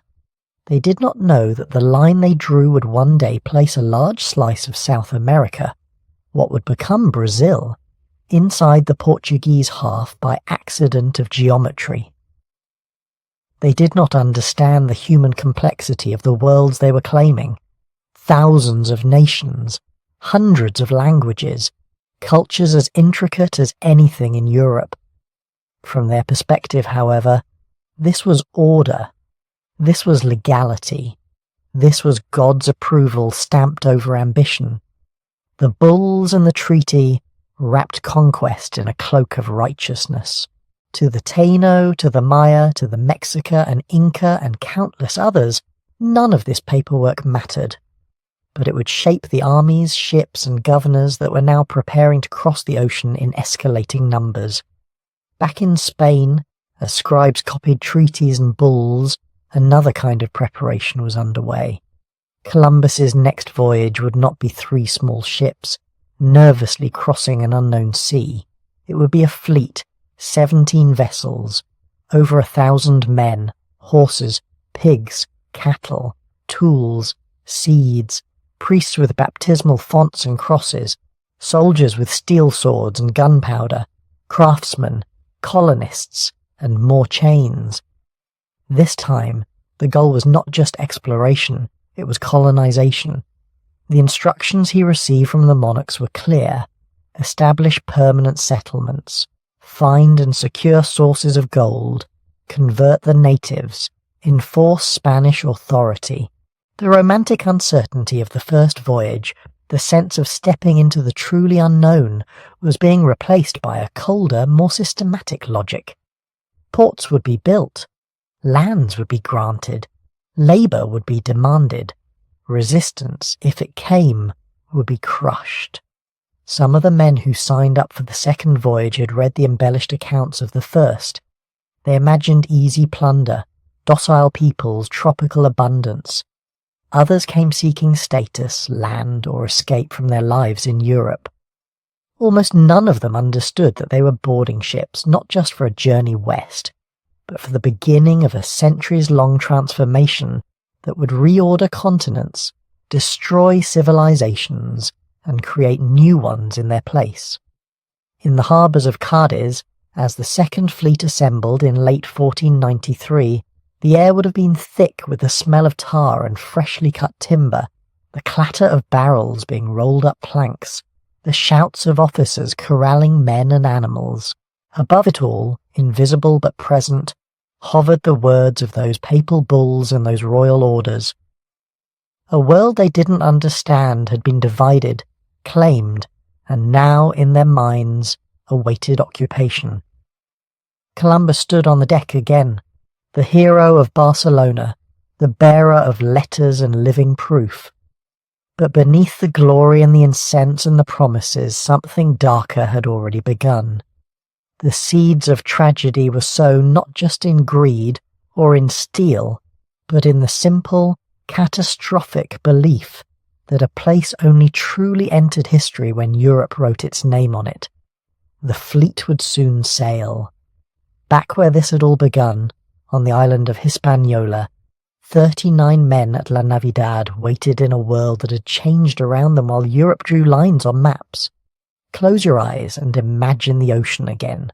On the surface, in 1493, it looks calm. Just wooden ships creaking in the waves, sails billowing, men half asleep on deck. But inside those ships, something else is moving.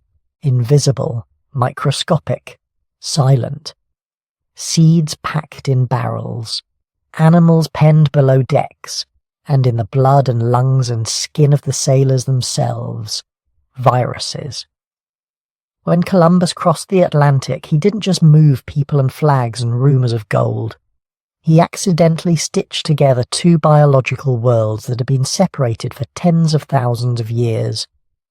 Ecologists call what followed the Columbian Exchange not a treaty, not a trade deal, but a planetary remix of plants, animals, and diseases so massive that some historians argue it's the single most important ecological event since the end of the last ice age. For more than 10,000 years, the Americas had developed on their own biological track. Europe, Africa, and Asia, what historians often group as the Old World, had their own track. Different crops, different animals, different germs. When the first Spanish ships crossed the Atlantic, those tracks slammed together. It didn't happen all at once. There was no moment when someone announced, "Welcome to the Columbian Exchange." But over the next few decades, every voyage, every barrel, every cage, every breath of a coffin sailor carried pieces of one world into the other. Some of those pieces were deadly. Start with disease. In Europe, children grew up in a world crowded with domesticated animals. Cows, pigs, chickens, goats. With cities where sewage, garbage and humans all shared the same cramped space. In that environment, diseases had been evolving, mutating and burning through populations for thousands of years. Smallpox, measles, influenza, whooping cough, typhus. Old World people carried the scars of this history in their bodies. Not immunity in the absolute sense, but partial resistance built up over generations. Those who had no resistance had often died young. Those who survived passed on genes and immune systems that could deal, at least somewhat, with these microscopic killers. The indigenous peoples of the Americas had faced their own illnesses, but not these. They had no long history of living cheek by jowl with Eurasian herd animals. No centuries of devastating plagues caused by those animals' viruses jumping into humans. When smallpox and measles arrived, for many communities, it was like encountering alien life. We don't have precise numbers, we probably never will. But most historians and demographers think the population collapse in the Americas after 1492 was one of the greatest demographic catastrophes in human history. In some regions, estimates suggest that within a century 70, 80, even 90% of the indigenous population may have died. Not all at once. Waves. A ship arrives. Someone coughs. A few weeks later, people are sick in a coastal village. Then the disease travels faster than Europeans can walk, crossing trade routes, moving from town to town, carried by people who have never seen a European face. Imagine being there. 1 year, your world is intact. Your gods, your festivals, your planting cycles, your neighbours. Then, within a few seasons, elders are gone. Children are gone. Leaders, farmers, artisans, healers, gone. The social systems that hold everything together start to fray, not because of battles with steel and gunpowder, but because invisible particles are rewriting the math of survival. The Spanish did bring violence. They brought conquest, slavery, forced labour. But in many places disease got there first, and did most of the killing before anyone in armour ever appeared on the horizon. Yet the exchange wasn't just one-sided. It wasn't only death moving west. Sometimes life and abundance flowed east. Think about your dinner plate: tomatoes, potatoes, corn, chocolate, peanuts, chili peppers. All of these are American species. For tens of thousands of years, not a single Italian, Chinese, Indian, or West African farmer had ever seen a tomato plant, a potato tuber, a cacao pod, or an ear of maize. Within a few centuries of 1492, they were everywhere. Take the potato. A humble Andean tuber, adapted to high altitudes and cold nights, with an almost ridiculous amount of calories crammed into a small package. When Europeans finally began planting potatoes seriously, especially in places like Ireland, the effect was explosive. Suddenly you could feed more people on the same amount of land. Populations grew. Villages that once scraped by on grain harvest now had a backup. This little underground food from the Andes quietly helped fuel Europe's population boom. Tomatoes travelled a different path. At first, Europeans were suspicious. Some thought they were poisonous. They were, after all, part of the nightshade family. But gradually, cooks in places like Spain and Italy started experimenting. Sauces changed, flavours deepened. The classic Italian cuisine people romanticize today, tomato sauces, pizza, rich red pastas, would have been literally impossible before the Columbian Exchange. No tomatoes, no marinara. Maize, corn, may have been the biggest global game changer of all.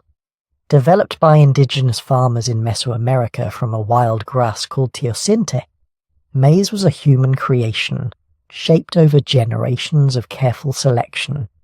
After 1492, it spread across Europe, Africa, and Asia, becoming a staple food in regions that had never known it existed. In parts of Africa and the Balkans, people built entire diets around cornmeal. In China, maize helps sustain farmers in marginal upland soils, extending cultivation into places that rice couldn't easily reach. And then there was chocolate. Cacao, once a sacred drink among Mesoamerican elites, crossed the ocean and slowly evolved into the sweetened, milky form that would become a global obsession.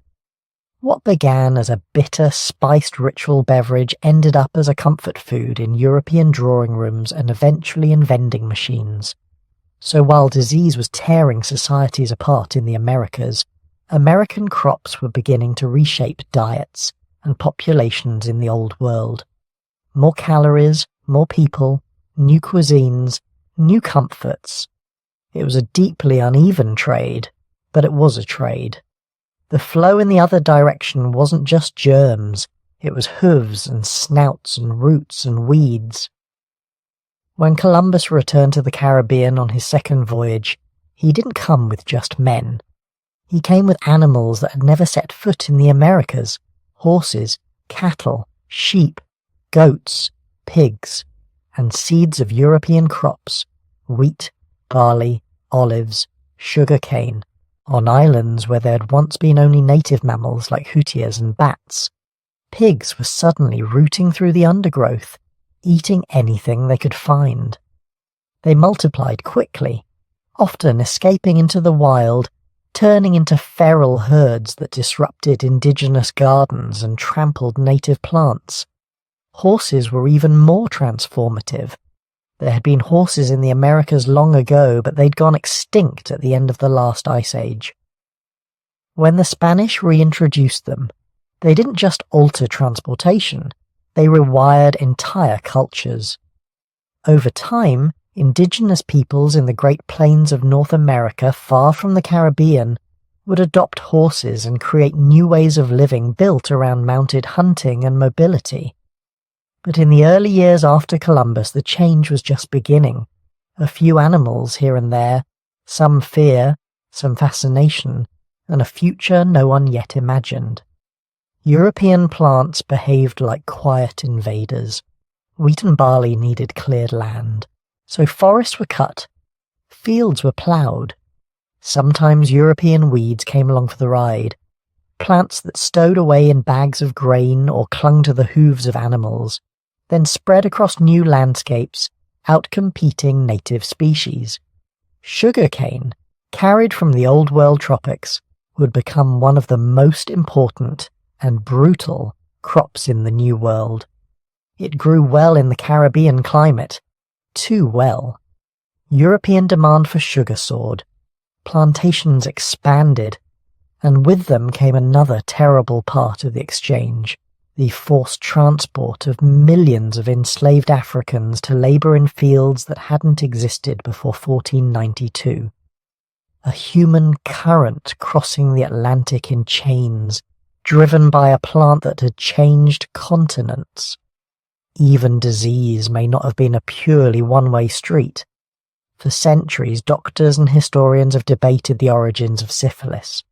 Some argue it existed in the Old World before 1492, but was misdiagnosed as other diseases. Others point to evidence suggesting it first appeared in Europe shortly after Columbus's voyages, spreading rapidly through armies and brothels, its symptoms far more severe than the later, more familiar form. In that telling, syphilis is the American disease that went the other way across the Atlantic. A grim reminder that the Columbian Exchange wasn't a simple story of Europeans giving and indigenous peoples receiving. It was a genuine exchange, even if the balance of suffering was heavily weighted. Over the long term, the Columbian Exchange reshaped global agriculture so thoroughly that it's hard to imagine the world before it. India without chili peppers, West Africa without cassava or maize, Ireland without potatoes, Italy without tomatoes, Switzerland without chocolate, the American Midwest without wheat, the Caribbean without sugarcane, the Great Plains without horses, all of that impossible, all of that unthinkable. Tonight, if you open your kitchen cupboards, you're looking at the aftershocks of 1492. Coffee from one region, sugar from another, spices from another, chocolate, tomatoes, peppers, potatoes. A tiny museum of the Columbian Exchange, displayed as groceries, and it's still going. We're still moving species around the planet, sometimes deliberately, sometimes by accident. Still creating new ecological combinations with consequences we don't fully understand. But in 1492, when Columbus first stepped onto that Caribbean beach, none of the people there, Spanish or Taíno, could see any of this. To them, it was just contact between two human societies. They didn't know that plants were already planning their invasions, that animals were waiting in ships' holds to redraw maps of possibility, that viruses were quietly calculating their next host. The armies of conquest were not just men with swords and guns. They were microbes, seeds, and hooves. Biology had entered the story, and it was about to rewrite it. Picture the ocean again, but not the lonely, anxious sea of the first voyage. This time it's crowded. 17 ships, hundreds of men, horses, attack dogs, seeds and tools, chains. Columbus isn't just an explorer now. On paper, he's a viceroy, an admiral of a new world. This second voyage, which leaves Spain in September 1493, isn't about finding out what's there. It's about deciding what to do with it. Spain knows much more this time. The court has heard Columbus's stories of gentle people, gold ornaments, and endless fertile islands. The dream has hardened into a plan. Colonies, plantations, mines. The monarchy wants returns on its investment, fast. So the fleet that sails west is less like a scientific expedition and more like a moving city of conquest. There are priests to convert souls, hidalgos to claim land and status, bureaucrats to record who owns what, soldiers to make sure everyone gets in line. Some of the men on board probably imagine a tropical Eden, warm water, easy riches, friendly people ready to help. Others, more experienced with war in Spain's recent campaigns against Muslim Granada, may already be thinking about forts, tribute, and how to keep restless men under control on lands no European has ever ruled. They're not going back to nothing, they're going back to La Navidad. Columbus had left about 40 men there on the north coast of Hispaniola after the wreck of the Santa Maria. A tiny outpost made from the cannibalized timbers of a ship, stocked with promises, gold to be found inland, alliances to build with local chiefs, a peaceful foothold in a new world. Now, as the fleet approaches Hispaniola almost a year later, Columbus must be wondering what he'll see.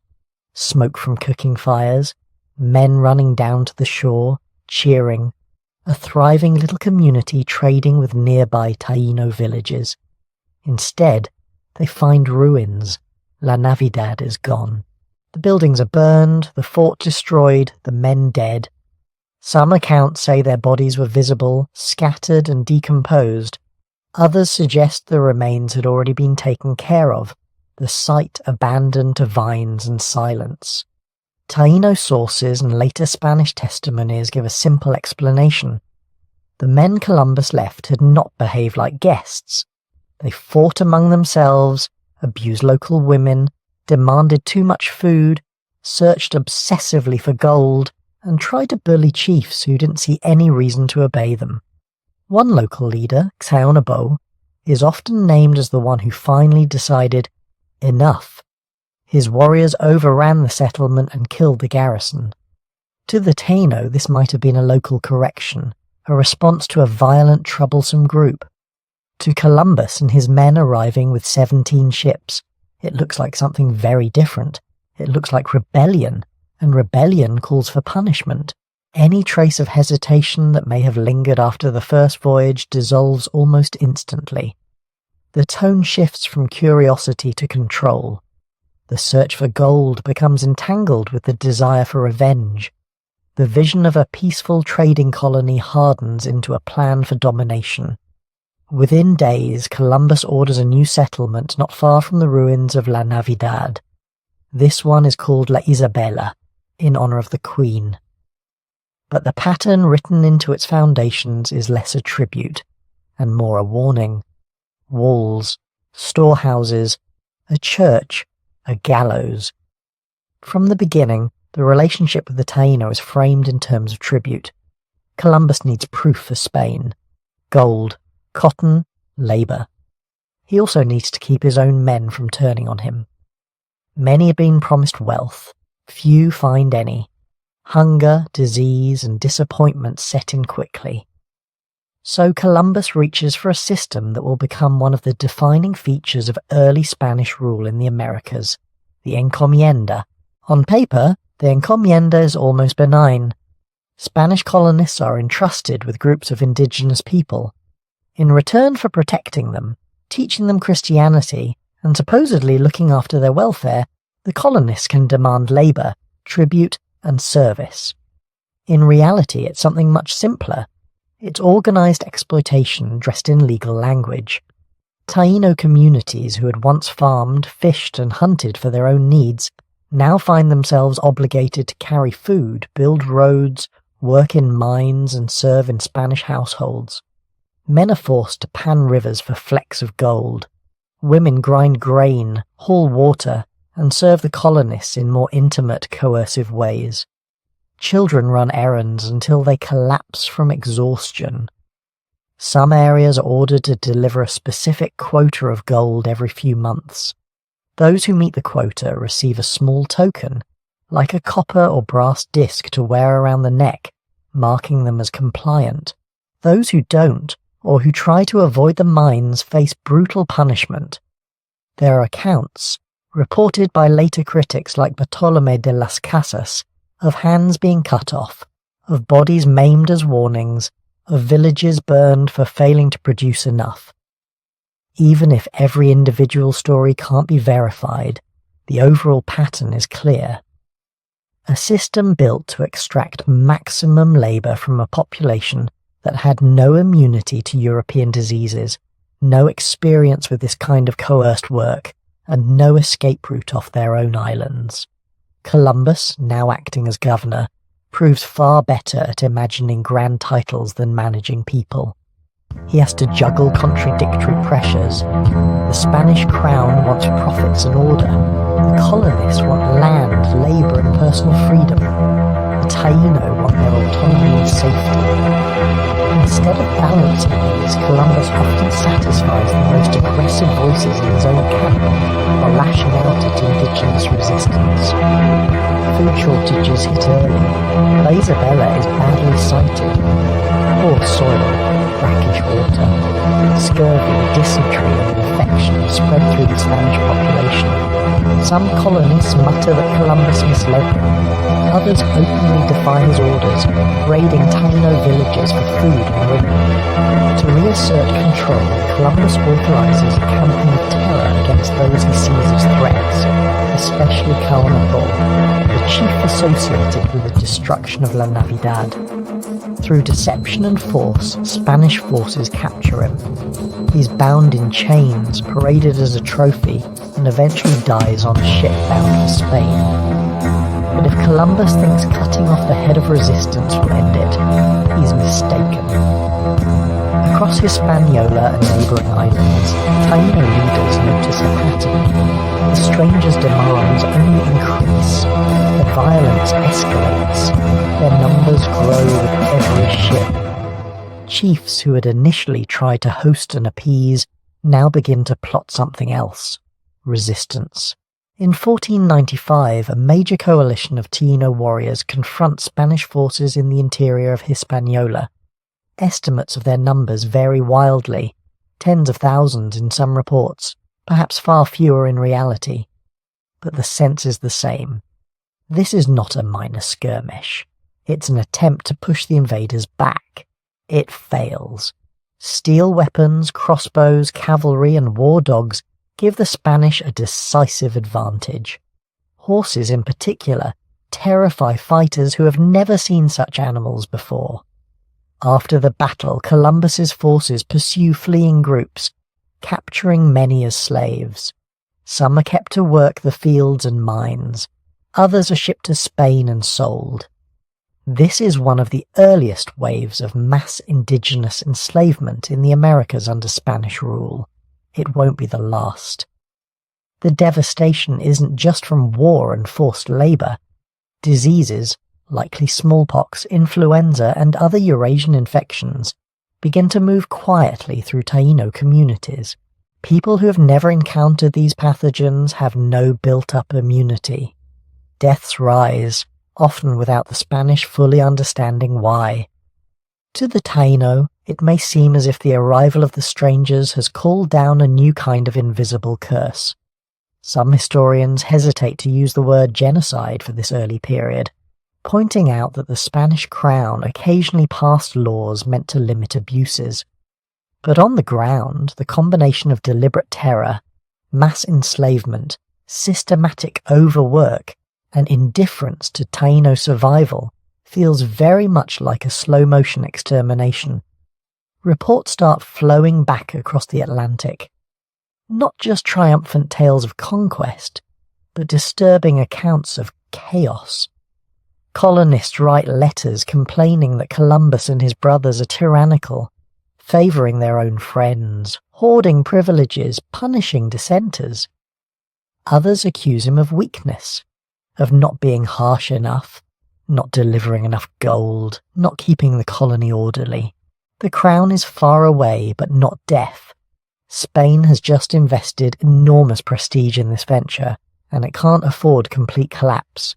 So, in the late 1490s, royal officials begin to take a closer interest in what is actually happening in Hispaniola.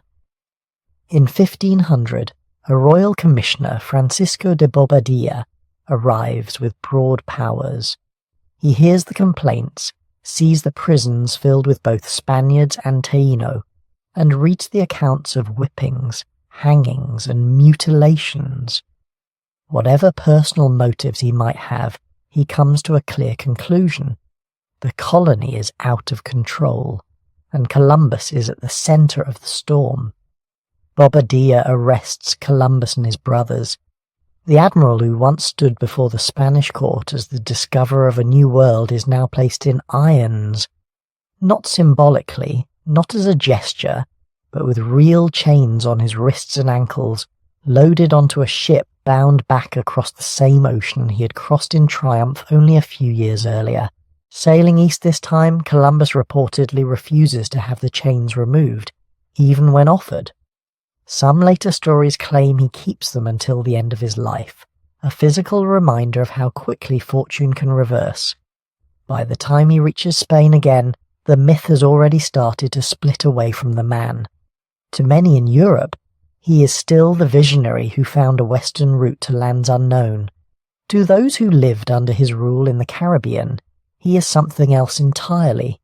An incompetent governor, a brutal master, a man whose arrival turned their world from a complex, thriving island society into a landscape of hunger, fear, and loss. Between 1493 and 1500, the paradise that Columbus had described on his first voyage is already slipping away. Forests are being cleared, villages disrupted or destroyed, populations forced into new patterns of labour and dependence. A door that had been opened with gifts and curiosity is now held wide with swords and shackles. The age of exploration has already become the age of conquest. And for the Taíno, the clock is ticking. By the time Columbus reached the end of his life, the world he thought he discovered still existed only in his imagination. Picture him in 1506, an aging man in Valladolid, Spain. His joints aching from decades at sea, his eyesight failing, his reputation already dimmer than it had been on that triumphant day in Barcelona, when he first returned with captives and gold trinkets. He's been arrested once, shipped back to Spain in chains after accusations of cruelty and misrule in the Caribbean. He has fought legal battles to regain the titles he was promised, the share of wealth he believed was his by right. The Admiral of the Ocean Sea now spends much of his time writing letters and petitions, arguing, pleading, insisting that he has been wronged. But through all of this, one belief never wavers. He is certain he reached Asia. To his dying day, Columbus insists that the lands he sailed to are the outskirts of the Indies, the fringes of Cathay and Cipangu, Asia's eastern shores. He pores over maps and biblical prophecies. He tries to reconcile what he saw with what he expected to see. The people, the plants, the distances. None of it quite fits Marco Polo's descriptions, but he rationalizes, adjusts, reinterprets. He never accepts that he found a continent that Europe didn't know existed. So Columbus dies as he lived, half navigator, half visionary, locked inside a mental map that the real world is already starting to erase. And for a while, history almost erases him too. In the decades after his death, other names rise. Amerigo Vespucci, whose letters describe a new world distinct from Asia. Hernán Cortés, Francisco Pizarro, men whose ruthless conquests shower Spain with silver and gold on a scale Columbus never imagined. Cartographers start writing America on their maps. Lisbon and Seville buzz with new routes, new schemes, new empires. Columbus becomes just one among many explorers, a starting point, not a legend. The transformation from fallible navigator to near-mythic hero comes much later, under very different skies. Fast forward to the 18th and 19th centuries. A new country has appeared on those maps, the United States. It has broken away from Britain and is searching for a story, a founding myth that doesn't depend on kings or ancient European traditions. Columbus is perfect. He didn't sail for England. He represents daring, risk, crossing an ocean. He can be reshaped into a symbol of discovery, of bold beginnings, of what people call the spirit of the New World. So American writers and politicians start to reinvent him. Schoolbooks turn a complicated Genoese mariner into a flawless visionary who, proved the world was round, even though educated Europeans already knew that. Paintings show him stepping majestically onto pristine shores, flag in hand, as if history itself were waiting just for him. Poems and parades celebrate his courage.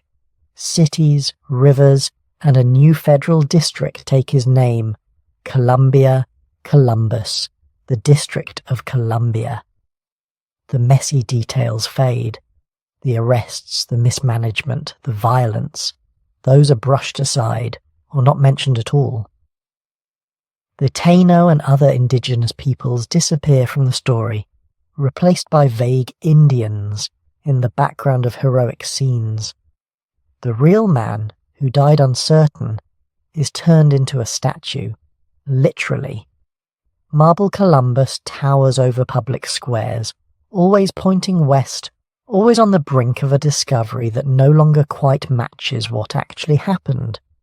But the people who were on those islands when he arrived, they never had the luxury of forgetting. For indigenous communities across the Americas, 1492 isn't just a date on a timeline.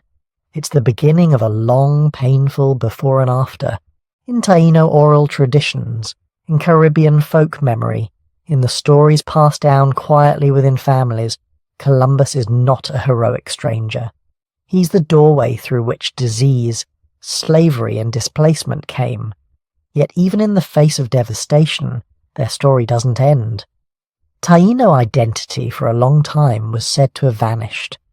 Many historians once wrote that they were completely wiped out within a few generations, but genetic studies, linguistic traces, family names, and living cultural practices in Puerto Rico, the Dominican Republic, Cuba, Jamaica, and beyond tell a more complex story. People across the Caribbean today recognize Taíno roots in their food, their music, their agricultural techniques, their words: hurricane, canoe, barbecue, hammock. Community groups and activists explicitly reclaim Taíno heritage, not as a romantic fantasy, but as a quiet insistence. We are still here. Our ancestors did not vanish. They survived in us. Across the Americas, indigenous perspectives on Columbus are different in tone but united in one basic truth. For them, 1492 marks not discovery, but invasion.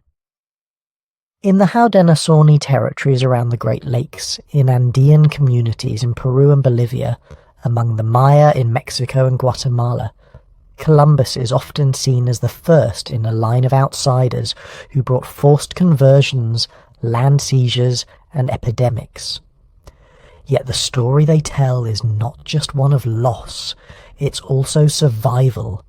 Languages preserved against all odds, ceremonies conducted in secret when they were outlawed, knowledge of planting cycles, medicinal plants, and sacred landscapes passed on quietly, parent to child, generation after generation beneath the noise of empire. In the 20th and 21st centuries, those quiet survivals become louder. Protests begin to challenge the parades and statues. Indigenous scholars and writers publish accounts that centre their own ancestors' experiences, rather than European viewpoints. The mythic, one-sided Columbus story starts to fracture, revealing the people who were always there but rarely acknowledged. This is where the modern Columbus Day controversy comes from. For many Italian Americans in the United States, Columbus Day began as a way to claim respect in a country that discriminated against them.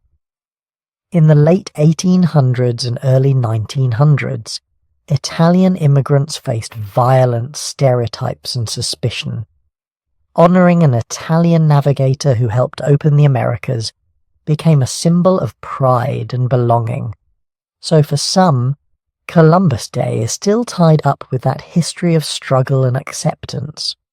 For many indigenous people, though, the same holiday feels like a celebration of the day their world started to collapse. It feels like a public festival held at the site of a family tragedy. These two emotional truths clash, That's why, around the early 1990s and into the 2000s, you start to see a shift. Cities, states, and countries begin replacing or pairing Columbus Day with Indigenous Peoples Day, Dia de la Resistencia Indígena, or similar observances.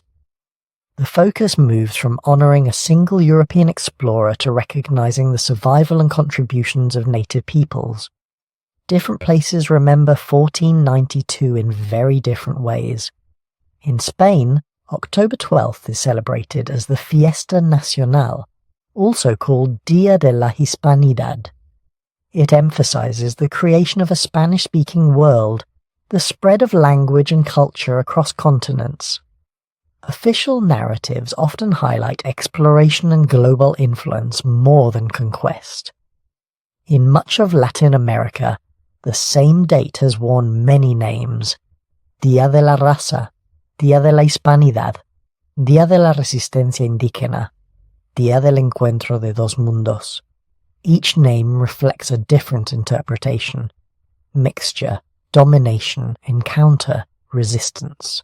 In the Caribbean, the memory is especially intertwined with the Taíno story and with the transatlantic slave trade that followed. 1492, there is the first beat in a rhythm that soon includes enslaved Africans, forced labour, sugar plantations and revolutions. And in many classrooms around the world today, 1492 is presented not as a neat turning point, but as a tangled knot in global history. Economic historians see it as the start of massive wealth transfers, the rise of Atlantic empires. Environmental historians see it as a key moment in the reshaping of ecosystems. Indigenous historians see a catastrophe and a beginning. While we argue about statues and holidays, archaeologists quietly keep digging. On islands Columbus visited, underwater teams explore shipwrecks from his later voyages, piecing together details of how those expeditions were supplied and how they failed. On Hispaniola and Cuba, researchers excavate Taíno villages, revealing complex societies with ball courts, ceremonial plazas, and sophisticated agriculture that Columbus barely understood. Chemical analysis of human remains shows changing diets as European crops and animals appear. Isotope studies track movement, showing who was local, who was forced to move, who married into whom. DNA evidence hints at early mixing between Spanish, Taíno, and African populations sooner than many written records suggest. Every few years, a new find shifts the picture slightly. A Taíno village turns out to have been larger than assumed. A European artifact appears in a layer earlier than expected. A re-evaluation of Columbus's own logbook suggests he may have misjudged distances more drastically than once believed. History keeps rewriting itself, not because the past changes, but because our questions do. And this is where the story of 1492 becomes something more than a debate about one man.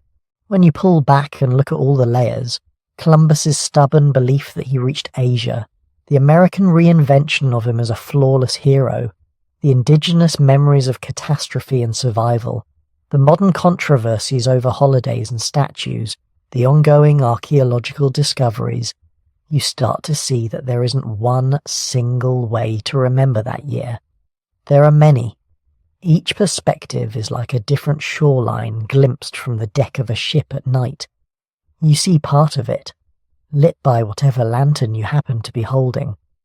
The rest disappears into darkness, not because it isn't there, but because your light just doesn't reach it yet. Understanding this doesn't make history simpler, it makes it richer. Columbus can be both a skilled navigator and a deeply flawed leader. 1492 can be both a beginning of global connections and the start of immense suffering. The Taíno can be both victims of disease and violence and ancestors of living communities who refuse to vanish. When we let all these truths exist side by side, history stops being a flat painting of a man planting a flag. It becomes something closer to real life, messy, painful, astonishing, full of unintended consequences and quiet acts of endurance. And as you drift towards sleep, you might imagine those first nights after October 12th, 1492. The Taíno on their islands telling stories about the strange ships and their pale-skinned visitors. Columbus on his flagship, writing in his journal by lantern light, convinced he is on the edge of Asia. All of them unaware that centuries later, people they could never imagine would still be arguing, digging, remembering, and reimagining what those days meant. The waves that rocked their ships and lapped at their shores are long gone, but the ripples from that moment, they're still moving, quietly, through our maps, our languages, our holidays, and our dreams. So now, as the waves calm and the sails slacken, you're lying there somewhere between waking and sleep, with 1492 still echoing softly in your mind.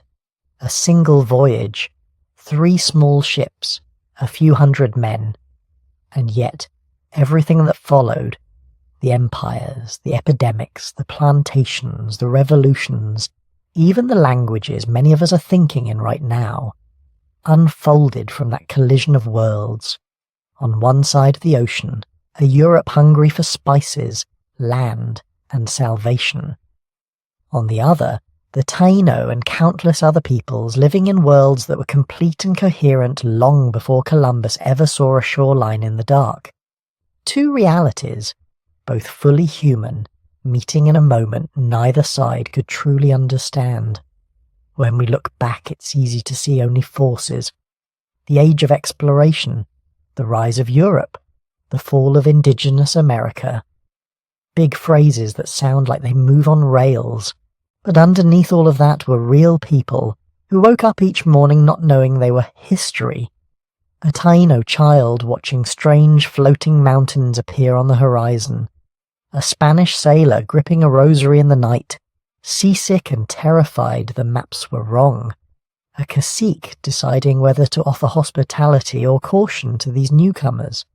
A translator caught between 2 languages, trying to make sense of words neither side really had yet. Words for ownership, for God, for land, for forever. History isn't just dates and titles, it's pulses and breaths, fears and hopes, all layered on top of each other. It's the quiet sound of waves against a hull, the night before a landing that will change the world, and the rustle of palm leaves in a village that has no idea it's about to be renamed, redrawn, and rewritten. As you drift towards sleep, you might let your mind wander back over the scenes we've visited. The crowded, anxious streets of late medieval Spain, the open ocean at night, stars wheeling overhead as the crew whispers about turning back. The first moments on that Caribbean beach, where nobody yet knows who is discovering whom. The slow realization, over months and years, that this isn't a brief encounter, but the beginning of something that cannot be undone. One voyage, and yet centuries of consequences. The crops that changed diets on both sides of the ocean. The diseases that tore through communities. The ideas that spread, twisted, resisted. The memories that were preserved and the stories that were silenced. All of it somehow connected back to those first footprints in the sand in October 1492. You don't have to decide right now in the dark whether Columbus was hero, villain, or something in between. You don't have to solve the debate before you fall asleep. You can simply hold the complexity for a moment. A world before contact, a world after, and that narrow, fragile bridge between them, walked by men who didn't know they were crossing from one era of human history into another. As your breathing slows, you might reflect on how many turning points there have been. How often a single choice, a ship launched, a voyage funded, a shoreline approached, ripples outward through centuries until it leaves faint traces even in your life, in your language, in the foods you eat, in the maps you learned as a child. One night in 1492 shaping countless nights after. If you're still awake and you've enjoyed drifting through this piece of the past, you can gently tap like or subscribe so you can fall asleep with more stories like this whenever you need them. If you feel like sharing, you can leave a quiet comment telling us where in the world you're listening from. Curled up in a small apartment in Madrid maybe, or in a dorm room in Sao Paulo, or on a couch somewhere far from the Atlantic letting old oceans rock you to sleep. If you'd like to support this channel a little more, you can also join our YouTube membership. It's completely optional, only if it feels right for you, and simply another way to help us keep making long, calm journeys through history, night after night. But for now, you don't need to do anything at all. You can let the story fade into the background, like a ship disappearing over the horizon.